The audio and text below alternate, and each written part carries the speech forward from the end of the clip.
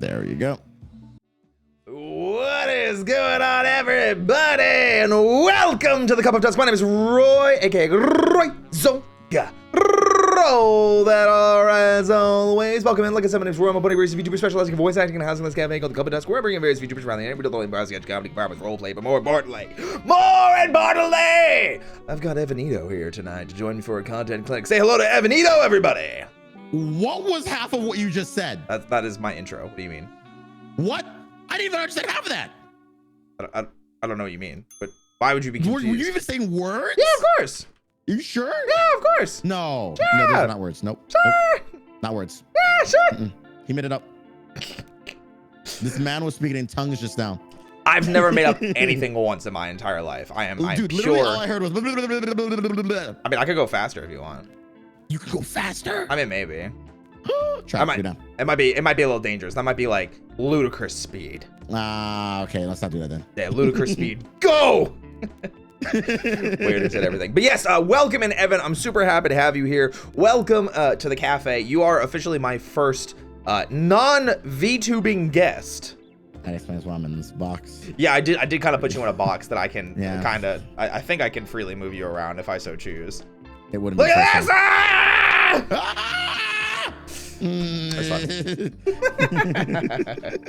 Yes, a flesh tuber, as some might say. But yes. I feel like if I say that, then Evan might misconstrue himself as a flesh light again. Wait, you called me a fleshlight again? No, you called yourself a fleshlight. I don't want to be a fleshlight. You're not a fleshlight. You're a flesh tuber. Okay, just so we're aware, I don't want to be used like one because like I feel like that, cleaning me out would be very, very, difficult. So you know what? I also believe that to be the case. Now, I actually do something different for my streams. I have some sound alerts and things of that nature. Would you like to hear those? No. Yes. Yes. Okay. Sure. Why not? Okay. You are now going to be able to hear them if people follow, sub, play sound alerts, things like that. Gotcha. Okay. Just wanted to make sure. I totally forgot to ask that in DMs earlier, and I'm like, fuck it, I'll ask it now. That's fine. We'll do it live. So, like I said, guys, welcome in. This is our 4th session of the Content Clinic, where I have in various content creators from around the internet, whether they're related to VTubing or not, come in and talk about whether their VTubing experiences, their content creation experiences, and things of that nature, so you can get a leg up, learn a little bit more about the content creation sphere, and improve as a content creator. So if you're interested in asking any questions, use the either highlight message, channel point redeem, or just say something in chat and maybe I'll notice, hopefully. So, and if you are checking out Evan for the first time, be sure to type in !collab in chat. You'll be able to get a link to all of his socials, including his Twitch and his Twitter. Aww. Yeah. Gotta make sure we celebrate our guests to some capacity, at least, right? Yes. So welcome in, Evan. Some of you may notice that my collab command mentions you as being Belize's biggest YouTuber. Would you like to talk about that? So I'm afraid to talk about it because I talked about it earlier today. Oh no! Apparently, someone didn't like that. Wait, what does that mean? So here's a fun real fact. Hey, I actually I might mention that I am Belize's biggest YouTuber a lot, which I am. But like that's the extent of where I go with that. But today I elaborated a little bit more than I usually would. So I guess I'll do it again right now. We got the scoop. Hi, my name is Evan. I am Belize's biggest YouTuber. A lot of you might know me as CDogVA's editor and Nuxtaku's best friend. Outside of that, I talk about VTubers and I exclusively really make content with and around VTubers on my YouTube channel right now. I also, if you were around back then, one of Twitch's top earning streamers, and also I'm just an all-around cool guy, I guess, because somehow people like me. What do you mean somehow? You got to give yourself a little bit more credit than that. I mean, come on. Yeah, I suppose. Come on, chat. Who here likes Evan? Let's get some ones in chat. Where are the Evan fans? None of these people like me, man. They just watch. Oh, okay. Never mind. Don't put any ones in chat. Don't put any ones. Ones actually mean you hate Evan. Damn, that's a lot of ones all of a sudden. Shit. Oh, man. I can't believe this. You have a lot of haters out there, man. I totally understand. But no, that's awesome. Knowing that you are a successful YouTuber first and streamer second. Would you say that's how different is that prioritizing YouTube comparatively to Twitch?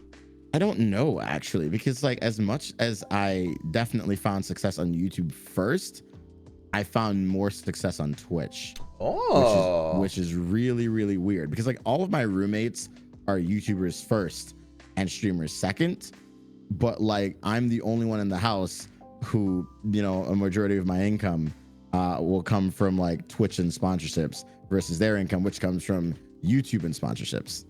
So okay, it's really weird. Well, that brings up an interesting question that I will mark down for later. I think talking about sponsorships could be an interesting thing, as much as we can talk about, of course.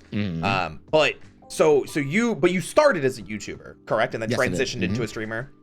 And you would say now you more so prioritize streaming as opposed to YouTube. I still make videos for the channel because I think that if you don't make videos for that are livable content on other platforms, then what's the point of doing Twitch, right? So I've honestly just always focused on still making videos. Every single week, I try to at least record one video for my YouTube channel. Every single day this month so far, I've actually recorded a video. Hey! One day I recorded 3 videos, so I'm constantly just recording for YouTube. It certainly sounds like you are a hard worker indeed. But when it comes to recording those YouTube videos, are you taking footage from your Twitch streams? Are you recording them individually, or is it a combination of the two? I actually mostly record on Twitch now. In the past, I mostly recorded privately, and then some videos came from Twitch. And now most videos come from Twitch, and then I have like maybe 1 or 2 videos right now that are from private recordings that I do. So it's definitely shifted a lot. And honestly, I think it's better now to do that depending on the type of content that you're making. But I always feel like now I like interacting with my Twitch chat more, because like whenever I share an experience with the internet, as much as like it'll definitely get way more interaction for me on YouTube, I always like the live interaction that I get when doing it for people on Twitch. Okay. Yeah, it just feels better. No, I definitely understand that. I have certainly in the past couple of days had a little bit of a revelation with that fact of needing to stop caring so much about my live viewership or live growth and caring more about other platform growth to emphasize and help facilitate it, because Twitch growth comes from not on Twitch. Dude, I've been like preaching this like literally since like when I first started, like way back in the day, right? Like I was like, yo, if you want to grow on Twitch, like literally just make YouTube videos and or TikToks, right? And like now the new game is YouTube Shorts. Yeah. Like you want to continuously grow, make that content for any other platform. Like obviously still stream on Twitch, but don't make that your main focus.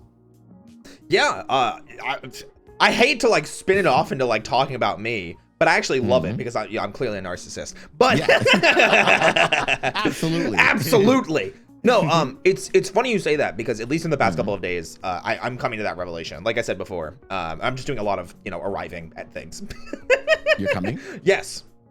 All of the time. Dude. Yeah, I failed NNN. But anyway, so the realization that I have definitely come to is that Twitch streaming does not matter as much. Like, sure, like I could, anybody could have a bad stream, but if you can make good content from it, and then you get, a ton of YouTube views, or you get a ton of clips or a ton of shorts from that, and you get those on other platforms, the growth that you get from that video or those clips or those shorts is more impactful than that one stream that you had in the moment. Like ideally, I've always told people this, like as much money as you make on Twitch, right? You definitely want to like focus on making money on YouTube if you can, because like, I have friends, just to throw like, arbitrary numbers out there, who will maybe on Twitch make $50,000 a month. Whoa! But on YouTube, they're making significantly more, sometimes 3 times that amount. So that like, AdSense. AdSense is where you want to go. So definitely, if you can, go and like make that YouTube bag.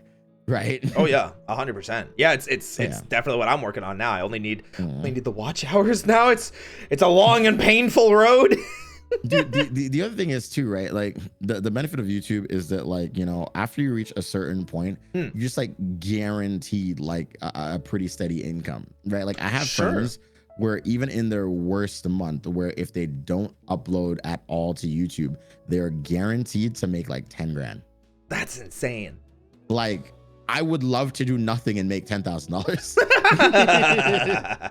That is crazy to think about, and we can kind of dive into one of our next topics with that, which is kind of like income.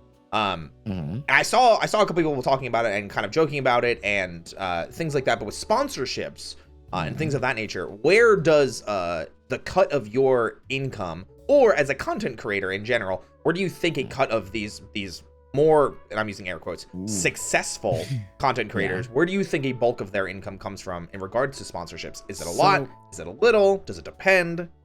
Sponsorships are really weird, right? Because like, I don't know how sponsorships haven't caught on, right? Because like the average YouTube video, if it got like 100K views, right, will net the person like maybe like $500, right? If it got 100K views. But then a sponsor, like, sponsors that video, and we'll probably pay the person like $4,000 or $5,000 for that video. Which is insane to think about. Yeah, absolutely. Right? So like sponsors definitely on YouTube will pay out a lot more than usually sponsors on Twitch. And like in terms of like, percentages of like how much money, like I guess I say creators usually make.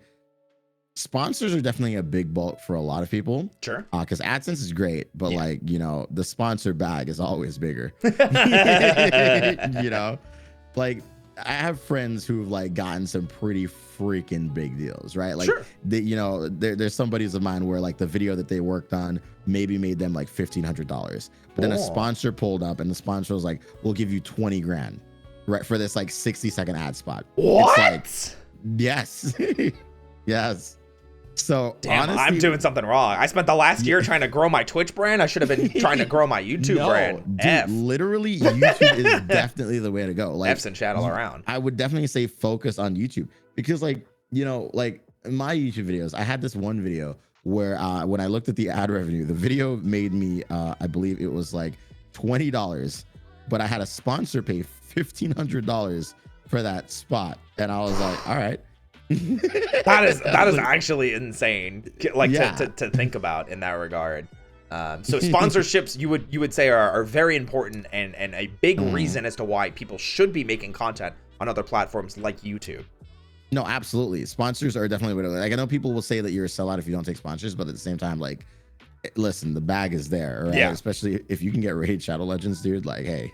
So you are solid. So here's the question, and it's funny that you bring up Raid Shadow Legends in particular as a follow-up question. Are there sponsorships that you think are not worth taking because of the names that are associated with them? Not just money, but like for how it affects your brand and how people look at you. Yes, actually. It depends. Like, you have to have a sponsor that like fits the vibe of the content that you're making, right? Because, for instance, if I was like a toy review channel and I suddenly took a sponsorship from Adam and Eve, obviously that would be the dumbest mistake I could ever make in my life, right? Wait, what do they do? Like apples? No, Adam and Eve is a sex toy brand. Oh! I was a whale. Okay, continue. Sure. Yeah, absolutely. Yep. Totally makes sense. So like, you know, when I take sponsorships, like, there's a lot that I reject because a lot of the sponsors that reach out to me actually recently have been from companies that want me to like freaking play a game or talk about their game, and I'm like, that doesn't make sense in terms of the content that I make. Like, my community is not made up of gamers, right? So, you know, it really wouldn't fit the vibe. I've taken a few just because I really wanted to play the game. But for the most part, I'm just like, no. And like, for a company like Raid Shadow Legends, I always tell other creators, definitely, if you get hit up with a Raid sponsorship, take it. I do not care if it does not fit the vibe. Raid will always drop the biggest bag. Take the bag, okay? There's definitely something out there that you want help paying for. Get the Raid sponsor and use the money. I will definitely take that to heart, take that to mind, and things of that nature. I think that's important to know. So there are definitely sponsorships that you would say, regardless, Raid Shadow Legends being one of them, that you take regardless of whether it fits your aesthetic. I think that Raid realizes that most people see them as sort of like I'm choosing my words carefully here because Raid, as a thing that people might laugh at, right? I'm avoiding a word because one of my friends almost got sued for calling them a certain thing. Okay, sure, hit me. But I can actually DM you the word. see what your reaction is to this word. but what? You know, yeah, that's a real thing. All right. Do not use that word with them. But in terms of like, you know, just taking the Raid sponsorship, it's definitely worth it. Just do it if you can.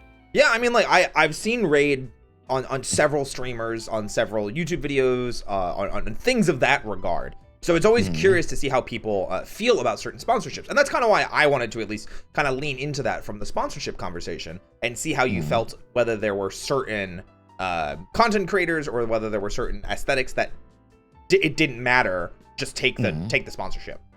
Yeah, no, definitely. Like, okay. Some of them were like, again, like as content creators, right?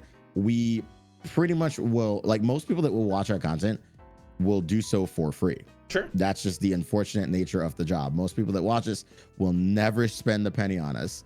and we have to accept that. Yeah, absolutely. And so, like, you know, when a company offers us a bag, you should probably consider taking the bag. Makes sense to me. Yeah. Definitely. Oh, and I do see somebody ask, I just want to clarify, clips or links are not allowed in chat because we've had too many people trying to do like the, hey, buy followers here thing. And if you do want to post clips or anything of that nature, check out the Discord, !in Discord in chat. You'll be able to get a link there and set it all up. But as a follow-up to that, Siege did ask both of us for an ada. Both of us. I mean, I'm gonna make you do one because you're here. Oh. So I does you have to want me to do one? I'm gonna make you do one. I'm gonna make you do it. Yeah. I just want Siege's consent though, like, you know. You have my consent. It's my stream. Okay. So, but first, so we do things a little bit differently here. Okay. So first, you're gonna widen your stance. Yeah. There you go. Then you're gonna power stance. Okay. You gotta shout power stance. Power stance. There you go. And then you give it the old. Woo! Hey yo! Hey yo! Speaking of hey yo, we got a raid just in time. I already did mine, but they're just in time for yours. Give it to him, Evan. Woo! You gotta give it to him. Welcome in. I'll give him the whole spiel. Give him. Woo! One more time. I cut you off. Go for it. Give it. No. Give it again. Hey, that's what I'm talking about. Welcome in, Raiders! My name is royzoga. Roll that R as always. Welcome to Raiders, where I'm a bunny breeze VTuber specializing in voice acting and housing in this cafe called the Cup of Dusk, where we're bringing various VTubers around the network to the broad sketch comedy combined with roleplay. But more importantly, I'm housing the 4th ever content clinic tonight. Put it the wrong way. With Evanit0. What is this guy doing? What's he saying? Words? Yeah. What are those words? Yeah. You just yabba dabba dude. I'm not a cartoon. Bro, literally all I heard was yabba dabba doo. Wow. I can't.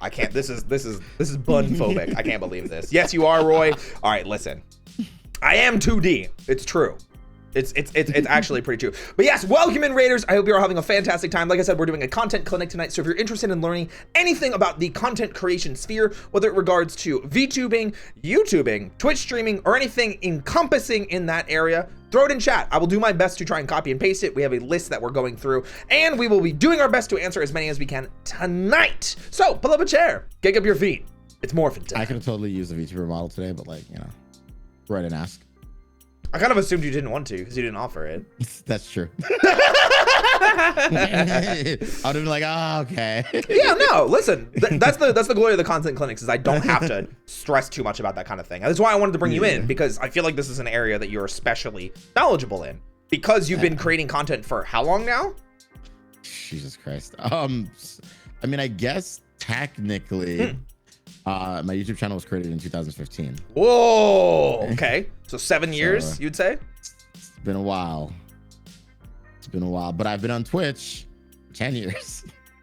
Have you been actively streaming for 10 years, or has it been like you've just been a viewer for 10 years? I was a viewer for quite a bit of time, but I think one of my first streams happened in 2014. Okay.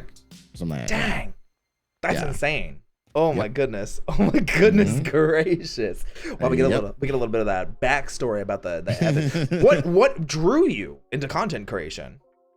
God, I mean, I guess I just why do I like doing this? That's a very good question. I don't really know. Like, well, now honestly, it's insanity.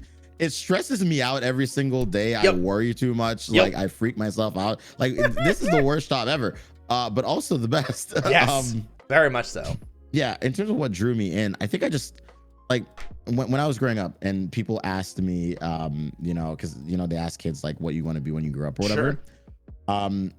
Everyone had answers like doctor, teacher, nurse, stuff like that, police officer. And then, you know, I remember my teacher came up to me and teacher was like, well, Evan, what do you want to be when you grow up? And I literally said, I just want to pay people. Like, I just want to make people happy. Make people happy. Yeah. Sure. And, you know, my teacher was like, okay, but like, what do you want to do? And I was like, I just want to make them happy. And like, you know, when I grew a little bit older as a teenager, I slowly realized people like when I just say things out loud. Sure. So like if I act like an idiot, people will be happy. Yeah, I mean, like, absolutely. I feel like a lot of people have definitely gotten to that point, or at least enjoy the aspect of seeing other people smile and laugh and maybe bust a gut as to our absurdities. Yeah, and then so like now that's all I do. Well, speaking of all you do, all we're going to be doing tonight is answering questions. So let's dive into one of the first ones that we had, which was back over on your chat by our own Siege. Siege asks, how frequently must one post on Twitter to get a bigger interactive fan base? Okay, so like a lot of people think that I'm the resident expert at this, right? Because I have like almost 62,000 followers on Twitter. You seemed pretty excited to answer. So honestly, I will be real with you. I don't know why people follow. Why do you motherfuckers follow me?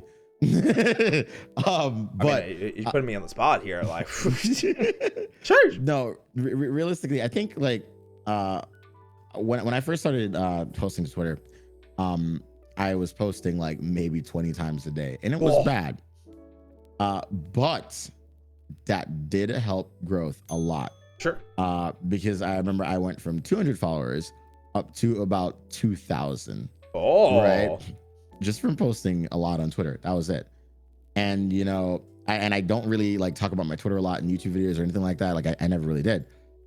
And then like, you know, when I started working for Connor, which was around 2,000 followers on Twitter, I remember shooting up from 2,000 followers on Twitter to about 10 or 12,000. Okay. Yeah. So you had a big jump. So I had a big jump. But then after that, I really don't know where the other 50,000 people came from, but I think a good like 25,000 of them, honest to God, came from like my introduction into the VTuber community. And which is insane to think about. And like I've been posting less now, but I'm still growing like at the same rate. And now I post like 3 times a day, I think, on Twitter. Some people might say it's too much, but like I think like, you know, that's more than enough for people to know I'm still around. And yeah, I think like it doesn't depend on how much you post on Twitter. I think it honestly depends on what you're posting on Twitter. Like, why did these people follow you? Yeah. Right. I don't know if I found that yet. It's definitely a hard thing. Twitter especially feels like one of those, and I'm using air quotes when I say it, content creation platforms that doesn't really have like a clear cut success like story to it. Because like for Twitch, obviously it's like, well, I mean, we say make content on other platforms, but like you know, YouTube, it's, you know, post videos, post shorts. Now especially because you can actually do everything on the same channel. It's stream on your channel, post shorts on your channel, post videos on your channel. TikTok, it's post usually daily or at least close to daily, and things like that. But Twitter feels like one of those platforms that only grows, especially at least to me, like looking from on the inside of Twitter. It only grows when those other platforms grow. No, the thing is, it's not even guaranteed to grow. Yeah. My friend, he's a Minecraft YouTuber. He has almost 500,000 subscribers on YouTube, and he barely has like 2,000 followers on Twitter. I've seen it. Yeah, because sometimes those other platforms don't equate over, which is why I was saying it's confusing. You know, can you make sense of that? Do you think there's a surefire method or reason as to what caused? No, I didn't even finish. No, there definitely is not. I think that like in terms of Twitter growth, like some people will grow on Twitter because they're constantly shouting out their Twitters, right? Like, you know, I know Connor grew on Twitter because he would constantly like have his audience have to go over to Twitter to find out more or something like that about certain things, right? You know, so he would shut out his Twitter a lot and be like, hey, you want more of this? Check out my Twitter or whatever. And that's how a lot of people do it. But like in terms of like other people, some people just grow because they're really funny or interesting. And I think, not to toot my own horn, I'm in that situation. Just the funny and interesting. That's it. I really cannot explain it any other way. I don't know why else these people would follow me. Right? Like, it's not for your content. It definitely isn't. So like it has to be for that, I'd say. It has to be. All right. I think that's fair. I think probably a lot of people, myself included, are very interested on how to grow that Twitter brand a little bit better, especially now that Twitter feels like a weird place because of, you know, Twitter Blue and the new types of verification and, you know, all the fingers pointing on Twitter and everything for the check marks. But, okay. Oh, I was gonna say, I think in terms of like Siege's question, right? Like, what she's grown on Twitter to like 5,000 followers, right? Like on her own from just posting her art, which is phenomenal, right? I think all she has to do is keep posting it. Every single new person that I know that has seen her art has been absolutely mesmerized by how, like, you know, insanely talented she is. So if she just keeps posting art, and if you are an artist on Twitter, just post your art. People will like just post it. Literally, that's it. Just post your art. People will come. People like looking at art. I think some of the biggest Twitter accounts on Twitter are of artists. So you know, keep posting. That's I would definitely say so. I mean, there's a couple VTuber or just artists that I know that are very similar. Valactide in chat has done several pieces of fan art for myself and recently debuted as a VTuber. They do amazing art, but I want to see more, Val. Give us more. Give us more art. Just like Siege. Because, you know, I also work very closely with Siege and continue to work with... I have a lot of stuff that Siege is doing for me. A lot. I know, Roy. I'm sure. I'm sure you know. I'm sure you know. Yeah, but I guess for artists at least, it's probably a little bit easier because you can literally just say, hey, post more art. Yeah. But for other content creators, it's grow your other platforms and try to use calls of action, kind of like how you were saying Connor was doing. And that's probably something you could say for every platform where you're making videos, you're making, you know, Twitch streams. Hey guys, did you know that I actually have a YouTube channel and we're less than 1,500 watch hours away? If you're interested in helping me, good. Actually, okay, not every platform. I think the only platform that I wouldn't do a call to action on would be TikTok. Yeah, because like TikTok just people on TikTok seems to hate calls to action. Yeah. So what I do for my videos is I have like a call to action built into it where it's a little pop-up. But it doesn't like, I don't take away from the video. Yeah, it's just a little pop-up on screen. It shows like an animation of clicking on the follow button and then it goes away.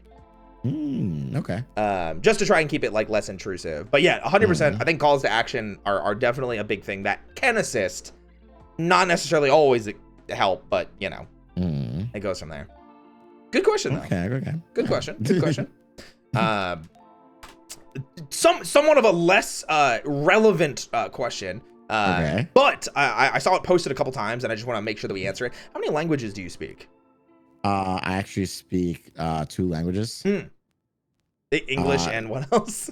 So the first one is pretty obvious. It's English. Sure. Everyone knows that I speak English. The second language is Pirate English.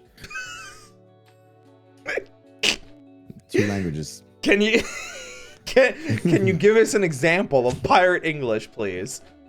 Yarr, I be talking like a pirate. I'll give you the pirate English. It's what you want, of course. That's Pirate English. Right well, there. guys, it was a great stream. No, that was not that bad. That was good. That was good. Yarr, me matey. I'll make you walk the plank. There you go. I'm sure mine wasn't much better there. Now I'm walking the plank with you. No, I don't speak more languages. It's honestly growing up, like genuinely, I took Spanish for 9 years. 9 years of learning Spanish, and I have retained 0 information of it from it, which is, you know, sad. Because I hear like so many people, like my roommate right now, he's like learning Spanish and he's retaining a lot of the information because he genuinely wants to learn it. Yeah. To be able to talk to his girlfriend more, which I think is cute. And like, you know, I have other friends like learning Japanese, and like I know friends who know basic Spanish, and I know nothing. Sure. So, yeah. Here's a legitimate question where we can turn this into a content creation related question. Do you think something like Japanese or Chinese is something worth learning for content creation, especially in the market of VTubing, because of how popular VTubing is in both Japan and in China? 100% if you can learn Japanese, if you want to, like, you know, succeed as a VTuber. Okay, because like a lot of these VTuber lessons. agencies are definitely like they're Japanese agencies, right? Yeah. And like if you want to succeed in those bigger agencies, they would definitely appreciate it if you could speak Japanese. Sure. Right. If we look at like, you know, even recent Niji-Sanji members, sure. right? A lot of them, they're currently taking Japanese if they already don't know it. So definitely learn Japanese. Makes sense to me. You guys heard it here first. If you don't know any other languages and you want to get more into VTubing, learn Japanese. Cool. All right, let's continue on. This is a little bit more of a vague question. I don't really know how to answer it because there wasn't context. This was also from your stream. How do you content the content? What? I had the same reaction.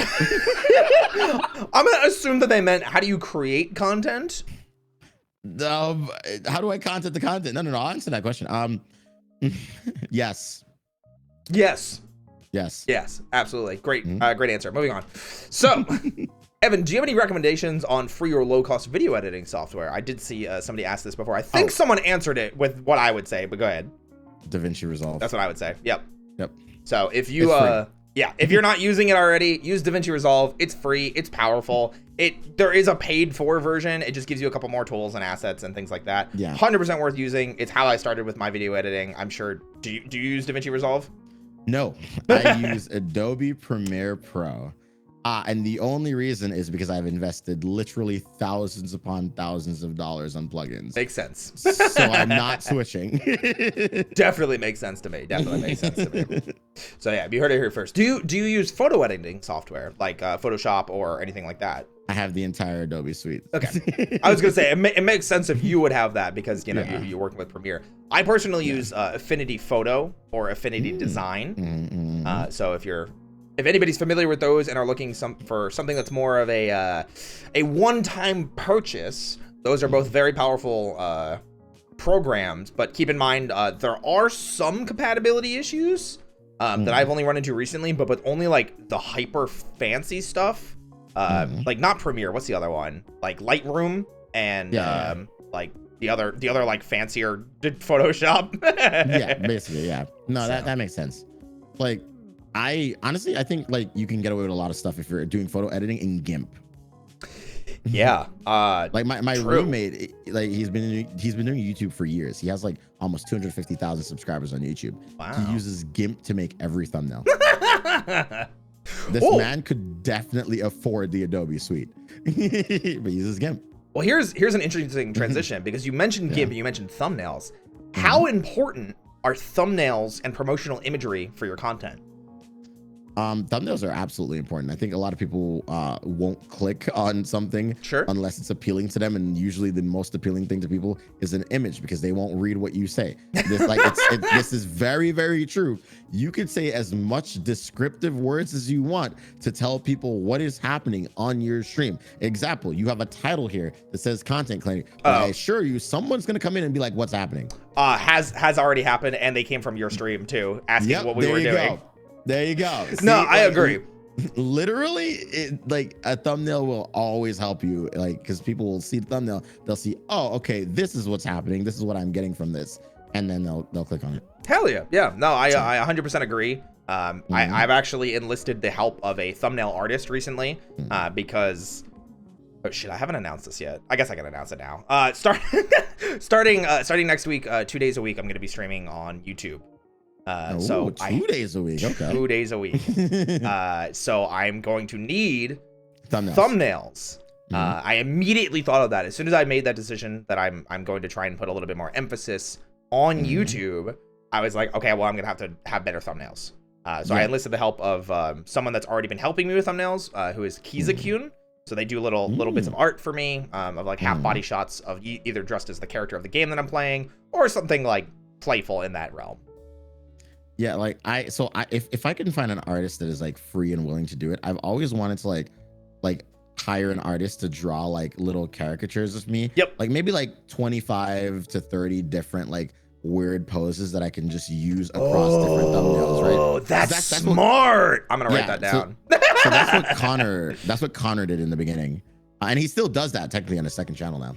So and on the main channel actually, where he had an artist create like 30 different poses with different expressions or moods, and that's all he did. He used those in the thumbnails. That's smart. So, and I know what you're talking about. I definitely do see those. Yeah. So if you can get an artist to do that, I will definitely need to do that. Yeah, I honestly, like I said, if I could find an artist that is willing, ready, and free, I will hire them in a heartbeat. I might be able to hook you up if you're interested in the artist that I'm using. Ooh, okay. I'll show you some examples of the art later. You know, we'll go from there. We'll do a little schmoozing, a little phone number swapping. It's so funny because like I'm like really close to so many artists. I know, it happens. And like, you know, I know that all of them are so busy, so I'm like, I'm just not gonna bother you. Yeah. And then the one that I really would like to do stuff for me, I can never ask to do anything for me. Is it who I'm thinking of? It is exactly who you're thinking. Yep, and I know why, because you told me. All right, well, we can move on from that. However, I am curious because I brought up the whole switching, not entirely. Obviously, I'm going to be experimenting with YouTube starting next week with 2 streams a week and 3 streams a week on Twitch. How do you feel about people divvying up their time? Would you recommend it? Do you think sticking to one platform is better? Where do you think is the good middle ground, or even just the better decision? I think since YouTube has made so many changes recently, honestly, definitely start making your impact on YouTube. Yep. I need to stream more on YouTube as well. But also, back to the thumbnail thing really quickly. I think not only making thumbnails for YouTube, I think making thumbnails for everything you're doing, even on Twitch, definitely would help a lot. And I know it's a lot harder, but like, you know, I realized that like my streams where I've made thumbnails for Twitch specifically for have also done better than the ones that I haven't made a thumbnail for. Now, so like literally, you know, just make thumbnails in general for every stream if you can. Sure. Do you mean specifically a thumbnail, or do you mean just as like a advertisement on like Twitter when you announce the stream? I'd say go all out and make like a thumbnail, right? Because then hear me out. Because like you can then use that thumbnail for the YouTube video after, if you're going to turn it into a YouTube video. Okay, that's not a bad idea. I like the way that sounds. It's something that I have done a little bit. I usually take streams like this, like content clinics, and I turn them into a little bit more, not bite-sized, but accessible, because not everybody wants to sit down and watch a 2.5 hour, 3 hour discussion about how to grow as a content creator. Sometimes they just like seeing, you know, the meat and potatoes in the 15-20 minute range. So those I'll make thumbnails for 100%. The streams, on the other hand, it's like, yeah, because I know it's harder because like Ludwig had the same issue where like, you know, you're gonna go through a variety of different things that you do in a day on stream. So making a thumbnail for it is very difficult. However, it will get people to click. Sure. Right? Would you say that that's more important though for YouTube? It's way more important for YouTube, but like I still would do it for Twitch. Sure. For sure. Like I definitely would recommend it to more people to start getting into. Because I just think it's best. I just connected a dot. That's where the caricatures would come in, especially because then it would make it would make your life so much easier. I see. That makes sense. See, there's a method to the madness. And then you could just make those banger thumbnails, tell people what you're doing throughout the day. Just easy peasy. Just pull up Twitch or youtube.com/ is it CDogVA? Just copy all of his thumbnails. Copy all his poses. Thanks, CDogVA. The other thing too, though, is that like every like successful YouTuber I know, I've talked to them about like, you know, well, like what is the process? And every single time it's like, come up with the idea and write it down. So I've been doing that for a while now. But then, and this is something that I don't do, they're like, next step, make the thumbnail. Oh, make it like right away? Don't make the content first. Make the thumbnail. How are you going to get people to click on this? Right? And it's something that I should do more of, but I don't. So interesting. Okay. Yeah, when you have the idea, then you have to think of the way to present it, because the first thing they'll see is that thumbnail. Sure. Makes sense. So you have to be able to present it to them correctly, and you know, get your idea out with the thumbnail as well, and then you make the video after. Okay. You can like make whatever necessary changes to the thumbnail after, if anything changed. I like that idea. I think that's I think that's very interesting, especially for maybe for a YouTube video, definitely, because usually like when you come up with the idea, it's not going to change from there unless you're including other people, and then sometimes maybe including like their picture or their face or something. Well, the thing is, like, a lot of people do it, because even Ludwig like does it, right? Like, even like, because obviously most of his videos are streams. Yeah. And now that he's streaming on YouTube, you know, a lot of those thumbnails from the streams, he just ends up using for the final video. Yep. No, definitely. Ludwig was actually, oh my God. Why is it sexy sax? What do we do? We talked about Ludwig. That's what it was. Oh, shit, man. Here we go again. So Ludwig is actually a prime example of something that I originally really wanted to follow example of. Because I watched, obviously, when he was doing the subathon is when I found him. And then from there, I saw that he was uploading YouTube videos every day. And I think he broke that cycle finally, but he was uploading literally. Okay, he didn't shart. All right, listen. Okay, relax. But he was uploading YouTube videos every day and making streams specifically with the intent of turning them into YouTube videos. Do you think that's the smart way to plan every Twitch stream or just some Twitch streams? Every single one. Have a little piece of content that you can turn into a video, yeah? If you're streaming without purpose, then you're not making content. Okay.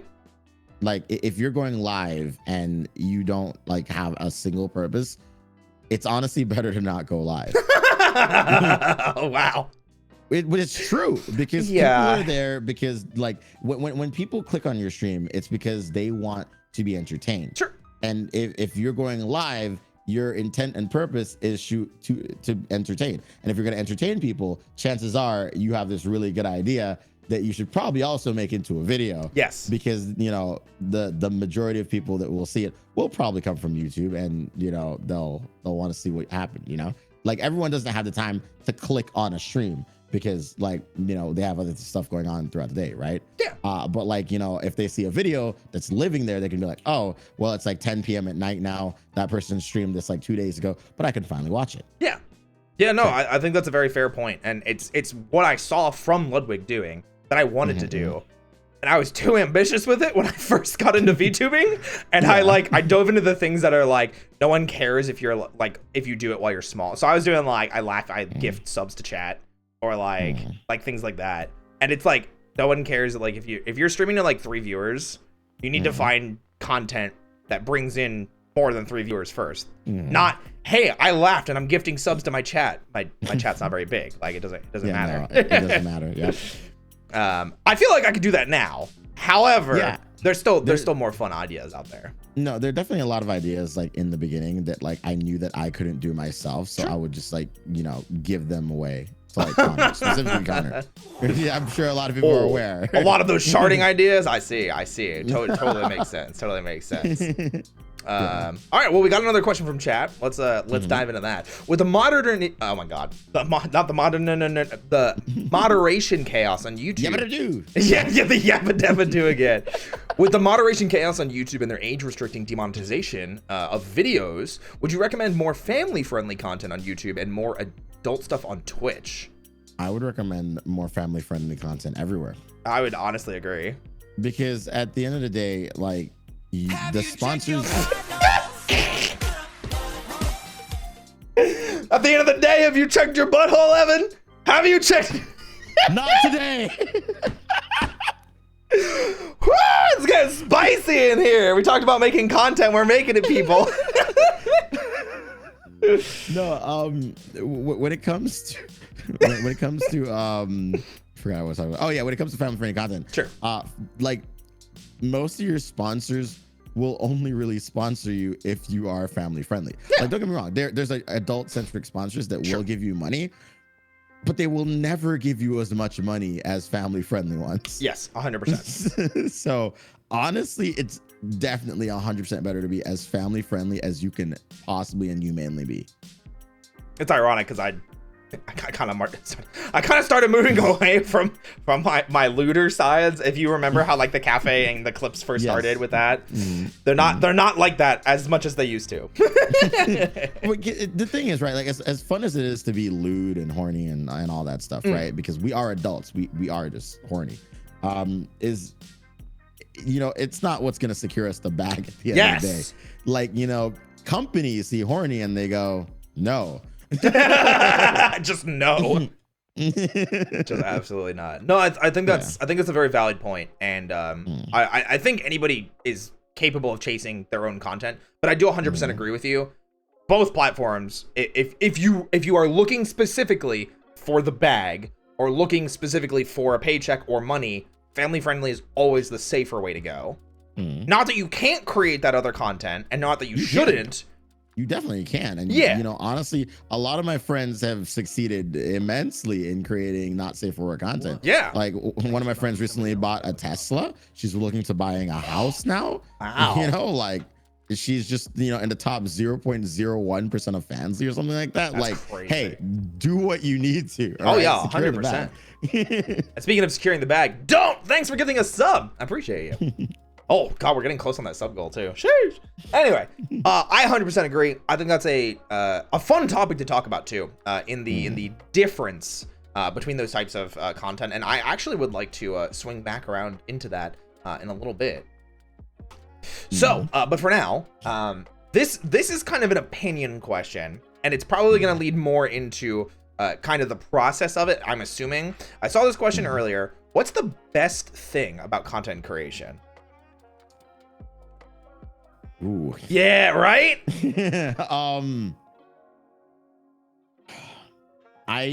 When I had a regular job, I hated, you know, waking up and having to go to work at a set time. Although to be fair, I barely had jobs like that because I mostly worked in Hollywood and doing VFX. I got to go to work whenever I felt like it. And content creation is the closest thing that comes to that, right? Where I can wake up and I can show up whenever I want. And, you know, people will be there, and I enjoy that a little bit more. Being able to make the content on my own time, which unfortunately also means that if I don't do it, I'm not getting paid. Yeah. There's definitely that balance of being your own boss. Sometimes is very hard because it's rough. Yeah. Oh yeah, it's easy to kind of fall back on your laurels sometimes. Like when you start finding like a little bit of success, but as soon as you do, and like you're not making that new thing or not following that new craze that everyone else is doing, you're missing out. So yes, no, absolutely. Oh, what's the phrase? Content creation is a race disguised as a marathon, because it's actually both. It's very awful, but it's the best thing ever. I don't know how to explain it, but that's literally the truth. Yup. And it's really frustrating. The worst and best job that you could have. Yeah. Like, I am very happy because I know I'm in a better position than most of my friends, but I'm miserable. Oh no.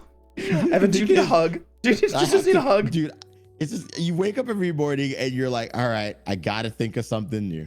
I mean, that's what the notepads are for, you know? That way you don't have to come up with something new on the spot. You can have a list of ideas that you came up with when you were on the toilet, you know, scrolling through TikTok or Twitter. That is true. And then you just get the yoink. You pull a Ludwig, you yoink and twist. True, that's it. True. You pull a Ludwig. The yoink and twist is honestly one of my favorite things, right? Yeah. You see a fun idea and you're like, I can do it a little bit differently, right? Like I saw stuff like, you know, you Taka, Iron Mouse doing like your interview style domo as well. And, you know, I think mine is closer to domos, where I would interview VTubers at the beginning. And I was like, I can do that. What if I just, you know, do it and bring them to real life? Yeah. The yank and twist. Yeah, 100%. And on that light and in that light, I think it's important that people are willing to take those risks, because with content creation, every idea is done already. Every single idea you're thinking about right now, it's been done. So just do it and try and have some fun with it. Try and make it unique. Try and make it your own thing, because it doesn't matter if someone else has done it before you. What matters is what new thing you can bring to the table, or how differently you can do it to somebody else. Yeah, one of my greatest flexes in recent is that, like, I had this idea where I used a lie detector with another friend, Ruby, and like a few days after I did that idea, you know, Domo and Neko did it because they were inspired by it. And then a few weeks after that, after Niji Sanji announced its new members, the iLuna members specifically, Scarlet did it. And she admitted on her stream she got the idea from me. I'm actually kind of happy with how not that the previous generations not like Luxium or Noctix weren't open or weren't communicative, but like iLuna like just seems like they've been way more talkative to people that might not necessarily be in their same social circles. True, that is true. Whether it be the content that they make, even with HoloLive Tempest, like doing I saw what's it called, Magni Desmond and Nora Vesper doing the Hot Ones challenge, like literally a day or two ago. So it's kind of interesting, and you can see it everywhere. That's a perfect example of, hey, look, they saw that content from before and they put their own spin on it. They did with VTubers. So big piece of advice. Really nice. Yeah, like honestly, if I could somehow do it right now, but I know it would take way too many, way too much time and way too many resources, is I would figure out how to do a cut video, but with VTubers. Wait, what do you mean cut video? So have you heard of the YouTube channel Cut? They're the ones that, I don't know if you've seen the videos on YouTube with the button. Oh yeah. I was just talking about that before. So if I could do the button, but with VTubers, that would be great. Why can't you? I could. It would just take way too much time and effort. But I want to. I would love to do that. It like, yeah. What do you mean? No, I think you could make it work. I could. I don't know. I know it would take like weeks of prep. Probably. And that's what scares me. You'd probably have to work with an artist or two to like make a set, and then like maybe a coder to get like a button set up or something like that. The other part would be like, you know, I've only done one major collab before, and it was like the Crab Game collab that I put together. And like, I remember I was so freaking exhausted after having to like get in contact with 40 different people. Oh, like that was rough. And at the end of it, you know, like I remember I messaged Connor and I was like, I never want to do this again. He was like, man, I don't blame you, but like, good job on getting it done. I was like, thanks, bro. Yeah, and I'm sure the content that you got out of it ended up being amazing. Oh no, it was absolutely amazing. It was incredible. Yeah. Because you probably would have, like, not only do you get like the actual video, but you get people talking about you, get people talking to you, get your name out there a lot more. It gets it out to 40 more people, and then from them talking, huge big thing. And to cap off the conversation, yeah, Tanuki saw me do the hot chip challenge the other day. I did joink that from everyone else. Wait, did you do the one chip challenge? Yeah. Oh, I've done it twice, dude. Like honestly, like it's great. So it's weird because like it was definitely bad, and in the first 30 seconds, I almost threw up. Oh yeah, no, it'll make you want to throw up for sure. But like you can go back and watch the VOD, but like there's like a point in time where all of a sudden everything was fine. And I don't know what it was. It was like the pain of the spiciness just stopped. I was like, wait, what happened? No, the first time I did it, I cried a lot. Oh no. The second time I did it, I cried less, but I wanted to throw up more. And my chats wanted me to do it again, but I don't think I'm gonna do that, bro. Like it is definitely torture. All right, yeah. I mean, sometimes you just gotta give chat what they want. Yeah, no, it's definitely something that I recommend everyone in life try at least once. The one chip. Do it if you can, because it can literally kill you. I've heard rumors. Luckily, I am not lactose intolerant. I do not be lacking them toes, so I was downing milk. Yeah. All right, great. Let's move on from that then. We talked about kind of like yoinking content and things of that nature. Now, how about some of your own personal background in content creation? You briefly mentioned, and I had no idea of it prior to this, that you worked in Hollywood doing VFX and things of that nature. I did VFX mostly from like 2012 to I think about 2019. Oh wow! VFX artist, yeah. So still recently, like 3 years ago, is not that long ago. Yeah. Oh wow! I had no idea. But yeah, no, I was a visual effects artist. I've worked in some movies, TV shows, you know, just doing visual effects. Yeah, I had no idea. The biggest flex that I can talk about is Hereditary. Okay. So, which is, you know, a popular horror movie that a lot of people seem to fucking enjoy. I mean, I liked it too, to be fair. It was a good movie. Not biased. Yeah, not because I worked on it or not. No. But like one of the more fun things that I worked on was this YouTube Red series. It was called Escape the Night. Okay. And you know that, I guess it's YouTube Premium now, but like that series was like really fun. I'm sure it wasn't that bad, chat. Come on. I'm sure it wasn't that bad. I worked in seasons 2, 3, and 4. Wait, there's seasons to this thing? There's seasons. So like when I did season 2, you know, they called me back the following year to do season 3, and then, you know, the year after that to do season 4. So it's pretty fun. That's awesome. No, that does sound pretty cool, especially because you can now point back to it and go, hey, I worked on that, I made that. It's wow, it's almost like content creation, and how it's good for YouTube because it just stays there and not like Twitch where it just disappears. Imagine that. No, that's crazy. Do you think that working on VFX for so long is kind of what led you into content creation as a whole? No, actually. No, okay. I mean, I've always like looked like. Oh no. I'm so sorry. That's fine. Oh no.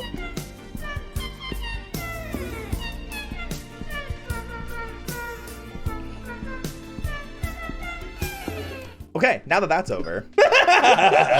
No, I think like I've always like looked at content creators, even when I was working in just doing VFX, and like, you know, I did admire them from a distance, right? Sure. Like, I've met quite a few of them early on. Like I met Ryan Higa back in the day. Oh, okay. I loved him. I loved him. Yeah, we hung out for like 3 days, and that was cool, and he's super chill. I met freaking Matthias from Dope or Nope. If you've seen that series on YouTube, no. He's still pretty big. He's still doing stuff on YouTube. Nice. You know, and you know, became friends with him for a while. Freaking who else did I meet? Fucking Joey Grisefa. He's also really cool. And you know, all these people, they're just really massive on YouTube, but they're like old age YouTube or whatever. But like, you know, met them, got to talk and hang out with them. They're all just really cool people to me. And it always, I guess, made me like think, damn, I just really want to like, you know, be on the other end of the camera. You know? I see. So being exposed to it. So because you got to know these people and see what they were doing, you were like, man, I want to do what they're doing. Pretty much. Okay. Like, you know, doing the behind the scenes stuff is fun, but like being on the other end of the camera. Oh yeah. Is better. That's awesome. That's awesome. So then, okay, let's bring it back around to VTubing then. What initially got you into VTubing? Was there a group? Was there a specific person? Who, what, where, why, when did you get into VTubing? It was a person in my Twitch chat who annoyed the fuck out of me. Oh no! And he would relentlessly be like, Evan, have you heard about VTubers? Dicks! And I was like, what? And I was like, yeah, dicks, bro. What yeah, dicks. I was like, what the hell is a VTuber? And so, you know, I remember the day they were like, okay, we can show you. And so they started sending me clips. And I was like, what the fuck? A moving 2D waifu? Fuck yeah, I'm down for this. But like, I wasn't really sold on VTubers, right? Like, I would watch them and I'd be like, okay, whatever, they're cool. I guess, you know, and I'm gonna be honest with you, I never thought it would become a thing because I was like, it just seems way too complicated and too expensive, as cool as it is. That I was like, yeah, no one's gonna get into this. Here we are a couple years later. Yeah. There are way too many of you motherfuckers. And also, they defined my entire career. That's why I wanted to bring it back around to it, because I think a lot of people might be surprised for me having, you know, a non-VTuber at the cafe. Like I mentioned, you are the first non-VTuber that I've had, but because your content is so rooted and connected somewhat to VTubing, I think you have great insight as someone that is so partaken in it. Dude, it's so crazy too, because I remember when I made that first video, the video got like, I think like 65,000 views or whatever. When I made that first video, I literally like was like, okay, I don't know what VTubers are, but like my chat wanted me to react to them. So here we go. Yeah. Right.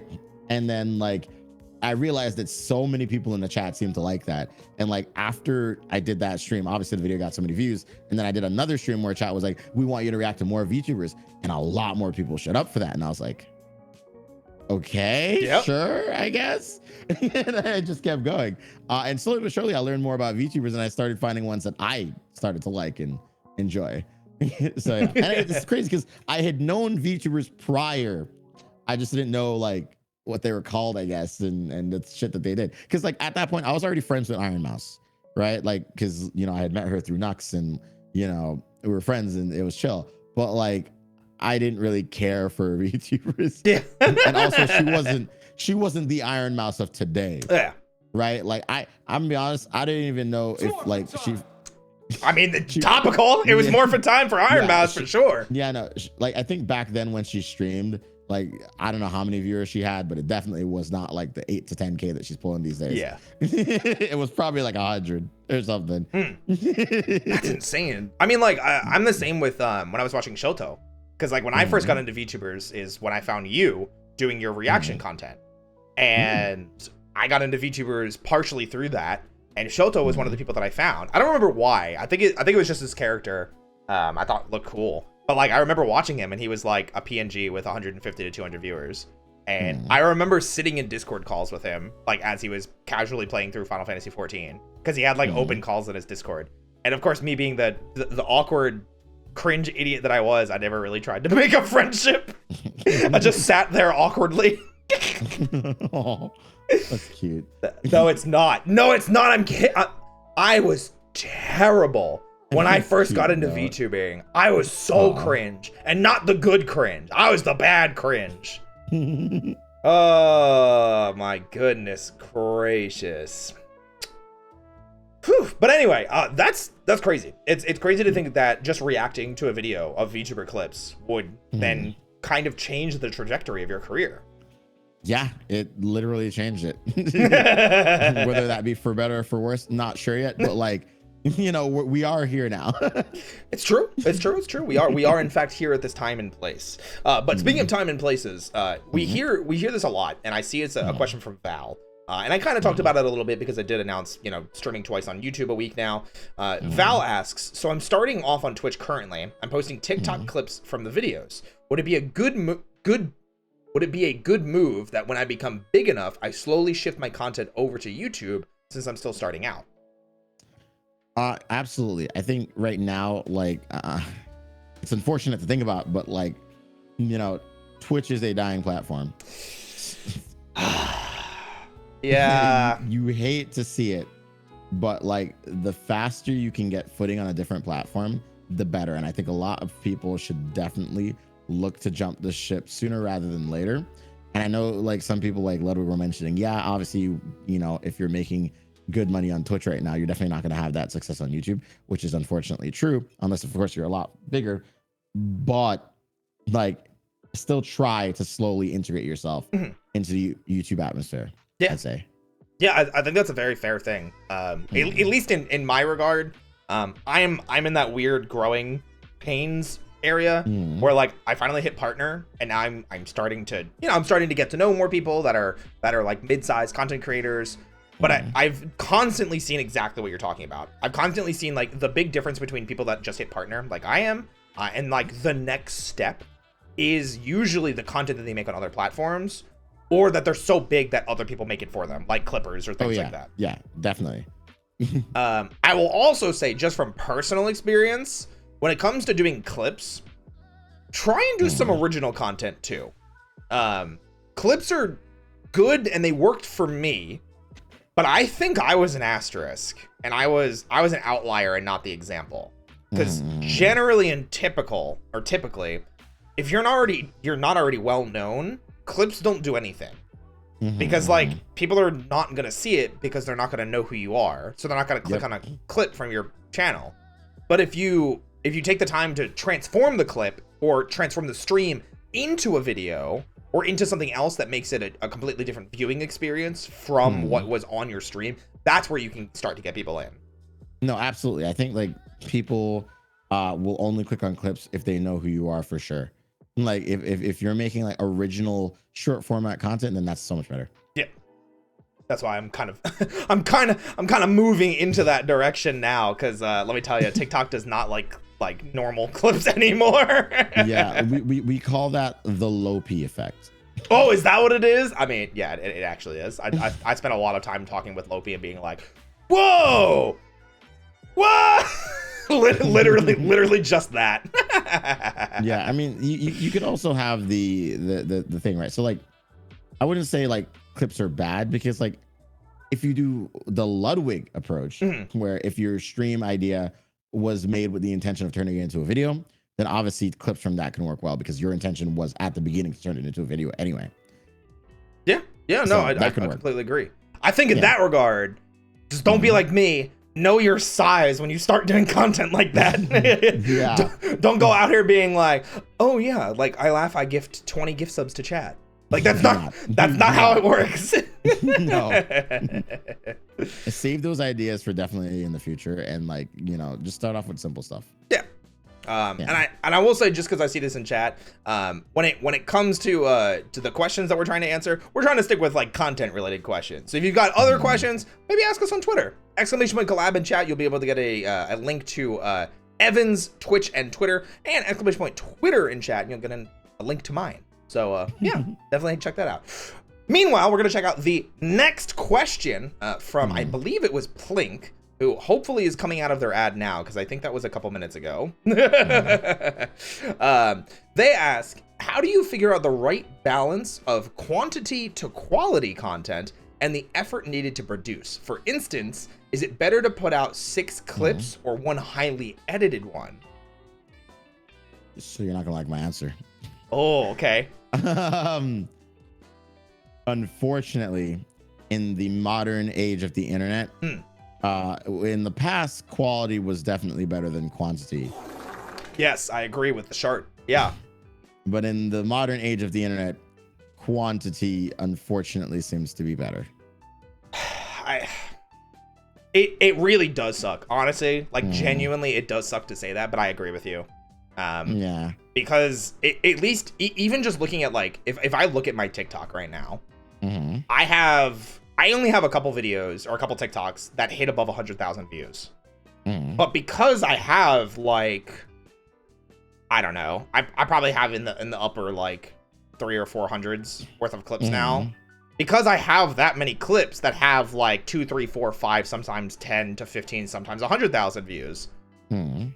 All of those add up into you know, viewership and exposure and things like that. So while the effort might go into making that one big clip, and you might get that 100K view, or you might get that 150K view, more often than not, especially when you're growing and starting, it's probably going to be 100 views on that first clip, or 150 views on that first clip. And if it took you a week to make it, the rate at which you're getting discovered, it's just not going to hit. Yeah, like I know, like I've told a lot of people this, right? Because like honestly, like if you're pretty decent at content creation, obviously you might hit it off good at the start. Because like I remember the very first TikTok I made, I didn't tell anyone what my TikTok was, because I didn't use the name Evanit0. I had this completely random, absurd name. I didn't advertise it at all. I just literally posted my first TikTok, and I was like, let's just see how this goes, because I just wanted to see if I can grow on a platform without shouting it out in any capacity. And the very first TikTok, I think, got about 20,000 views. Yeah, that's great. And I was like, oh. Yeah, TikTok. I was like, okay. TikTok discoverability is insanely good. I mean, like, I know there's a lot of discourse and conversation about TikTok disliking VTubers, but at the end of the day, the platform does discoverability way better than something like Twitch does, and Twitter. Yeah, so I think definitely if you can like, you know, make something good right out the gate, definitely go ahead and do that. And also, this is a very hidden gem, but whenever you're starting a new YouTube channel, and I think it might work for TikTok as well, before you shout it out for the first time, personally, I think try to have 5 videos up. I like that. Because if someone likes the first one, they'll want to watch a second one. Yes. And if they like the second one, they'll watch a third. And if they like the third, they'll watch a fourth and fifth. And, you know, then the algorithm will be like, oh, shit, they really like you. Yep. It's true. It happens, especially for TikTok. And that's how, like, the FYP page works. Or the FYP, just the FYP. And, there you go. And then, you know, obviously, like, you know, people will, you know, check you out more because they're being recommended to you more, and more people will be recommended to you more because they'll be like, oh, a lot of people seem to like this person already. Let's recommend them to more people. Yep, exactly. I agree with that. I think that's a good, like, I'm using air quotes, life hack when it comes to content creation that people probably don't think about. I like that. I like that. Oh, Dread, I'm sorry that you weren't here for it. We talked about best free software to use when you're creating content. DaVinci Resolve. 100% DaVinci Resolve. Yeah, easy, free. There is a paid version which you can upgrade to if you choose, but it is perfectly useful and great. I still use it now because I don't want to pay for Adobe Creative Suite. Understandable for sure. All right. I do see we have another question here. So let's keep this. I said Dravy. Oh my god, I hate it here. It's been a day, okay? Black Panther like hit different. All right. All right. So we have Subspace Quasar asking, my goal as a VTuber isn't for any monetary or popularity purposes. What can I do starting out to give my viewers an excellent experience during live streams? I have a not fun answer. Ooh. I have a kind of a mean answer. Okay, what is yours? It doesn't matter. So you started off the sentence with something very important, which was, I don't care about monetary or popularity purposes. Nothing we say is going to matter. As soon as you start caring about monetary and popularity and things of that nature, there are tips and tricks that we've talked about tonight. There's you know, pieces of advice we can give you. But if you don't care and that's not your goal, you're just trying to have a good time, then go do it. You don't need advice on Shia LaBeouf. Just do it. You know, that is true. Like, if you don't care, either don't go live or literally just go live and like don't worry about anything. Yep. Right. But if you do care, then yeah, like you said, we can give you some tips. Yeah, 100%. I don't know if you had anything else to dive into there aside from my kind of like mean, like, just do it. Like, what do you want from me? My thing was gonna be like, well, if you don't have a goal, like, why hit the go live button? Yeah, you did actually talk about that earlier, that it's bad to go live if you don't have a purpose for going live. Yeah. Okay. Just don't do it. Like, I mean, yeah, if your goal is to then just stream to a few friends, obviously do that. There's so many people out there on Twitch who stream to one friend because they want to show their friend the game. If that's what you're doing, fine, do it. Yeah, and that's your purpose, and that's fine. Yeah, that's your purpose. That's fine. We can't knock you. Yeah. Hopefully that helps. If it doesn't, ask another question. I don't see how you can grow if you don't really care. Yeah. Right? Yeah. It's weird to me. Like, my purpose, you know, I never thought that I'd reach the point that I am at now, but like, I still cared about making people happy and entertained. So I tried to make videos that I can look back on and be happy and entertained by. In hindsight, most of them are cringe now. But that was still my purpose, to be like, oh, I just want you know, as many people as possible to like this video. And like, you know, yeah, out of that eventually came money and shit. So okay, they did actually put a follow-up. They put, if you see this pop up, the goal was to share the fact that I can go into games amazingly blind. I care about sharing that experience. Okay, well, then it's kind of still the same answer. Just, yeah, if you're just trying to share the experience, go live and just pretty much just do it. I mean, I honestly, again, I would do it better in the sense that, like, I know a lot of people want to stream games on Twitch, right? And it's okay to stream games on Twitch, but I think Roy and I have this issue where when we stream games, our viewers don't care. But yeah, but right? I think what makes a lot of game streams more interesting, especially from someone like Ludwig, is that he sets up his games as a challenge. Yeah. Yeah, like he'll do like, hey, if I don't beat Pogo Stuck, I delete my channel. Yeah, no, exactly. So if you can do stuff like that, then obviously do it, because you know, you could definitely like shoehorn your audience and be stuck in a category. Oh, that's right, you did Jump King, right? I did. Oh no, I forgot about that. Did you ever finish it? No. Oh. no, I didn't. No. It was a good idea. I made a lot of money doing it, but like, yeah, I agree with you. I think going live, like Evan was saying, you need to have a purpose or a reason to go live. And unfortunately, with how saturated Twitch has become, there are millions, and I'm not exaggerating, millions of people that go live every day on Twitch. And that doesn't even include YouTube. It doesn't include the people that are creating TikTok content or even other countries like Bilibili. There's so many people creating content out there that if you're literally just sitting there playing a game, it's not really a thing. You yourself have to add some sort of entertainment value, or alternatively, like I'm trying to get my head into, you focus that stream on being an entertainment, knowing that you can turn that into content later.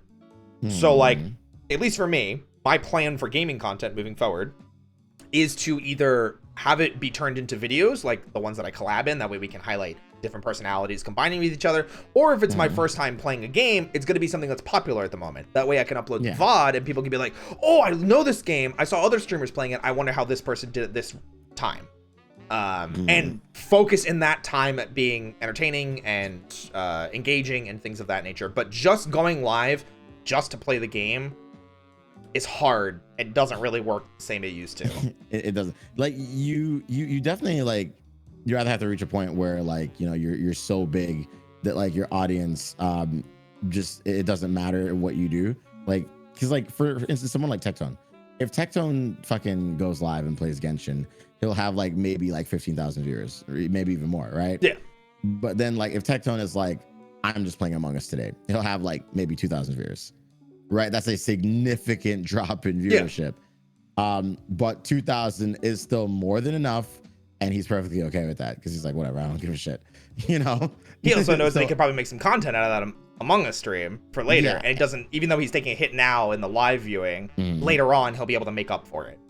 Yeah, so if you're definitely just starting out, I'd say, like, you know, as much as you might want to be like, I don't know, man, like fucking the new Call of Duty's out, I want to stream that, right? No one's gonna watch your stream because they'll be like, well, Stone Mountain is streaming it, right? Like, I'll watch him instead. Yeah. So. It's unfortunate that it is like that, but it's one of the ugly truths when it comes to creating content, and especially hitting the go live button, because like we were saying, there's so many other creators out there. You have to give them a reason to want to watch you, and unfortunately, playing a game is not one of them. You have to be in a personality and entertainment, and you do that by making other content, and then when you get big enough, then you can play whatever you want, and people will come find you eventually, maybe. Yeah, prove to people that you can be like entertaining outside of the aspect of just playing games, right? Sure. Yeah. All right, cool. All right, for our next one, as far as platforms, like Twitch and YouTube, do you think there will be another to rival them, both in terms of streaming and video editing? And I don't mean TikTok, despite the niche that it has. I don't think so. No. If anything, I think there is a distinct possibility within the next decade of Twitch dying. I think it is I think if anything, that as we get more into 2020, like the realm of 2021, 2022, as it goes on, it looks more and more likely that YouTube is going to be the superpower when it comes to 100%. Everything. Like right now, like I know some people have given Twitch 5 years. I don't see more than 2 or 3. I'm gonna be real. Like I think it's like definitely a good idea to jump the ship like right now and just start building up, like I said earlier. So I myself, like, I know everybody else has started streaming more on YouTube. Yeah. I myself need to also do that and be like, I'm starting to. Yeah. So like, you know, I think, you know, I'll follow your advice, and maybe in 2023, I'll do like 2 or 3 streams a week on YouTube or something. Oh no, I'm starting that next week. Yeah, you're doing next week. Yeah. I'm gonna start the new year. Be like, all right, we're here now. Well, I have other plans for 2023. Yeah. Also, Ajon, hi, thanks for the follow. But no, genuinely, I think anytime we see a new platform kind of like trying to creep in or creep up, we saw it with Mixer. They didn't know what made Twitch special. They didn't know what made YouTube special. They didn't even know what made Facebook gaming special, and they thought that they could just buy streamers. And while it was great and lucrative for those streamers that they bought, the platform didn't have any of the things that, you know, YouTube and Facebook gaming and Twitch had. TikTok, luckily, even for its niche, is killing it, because that's true.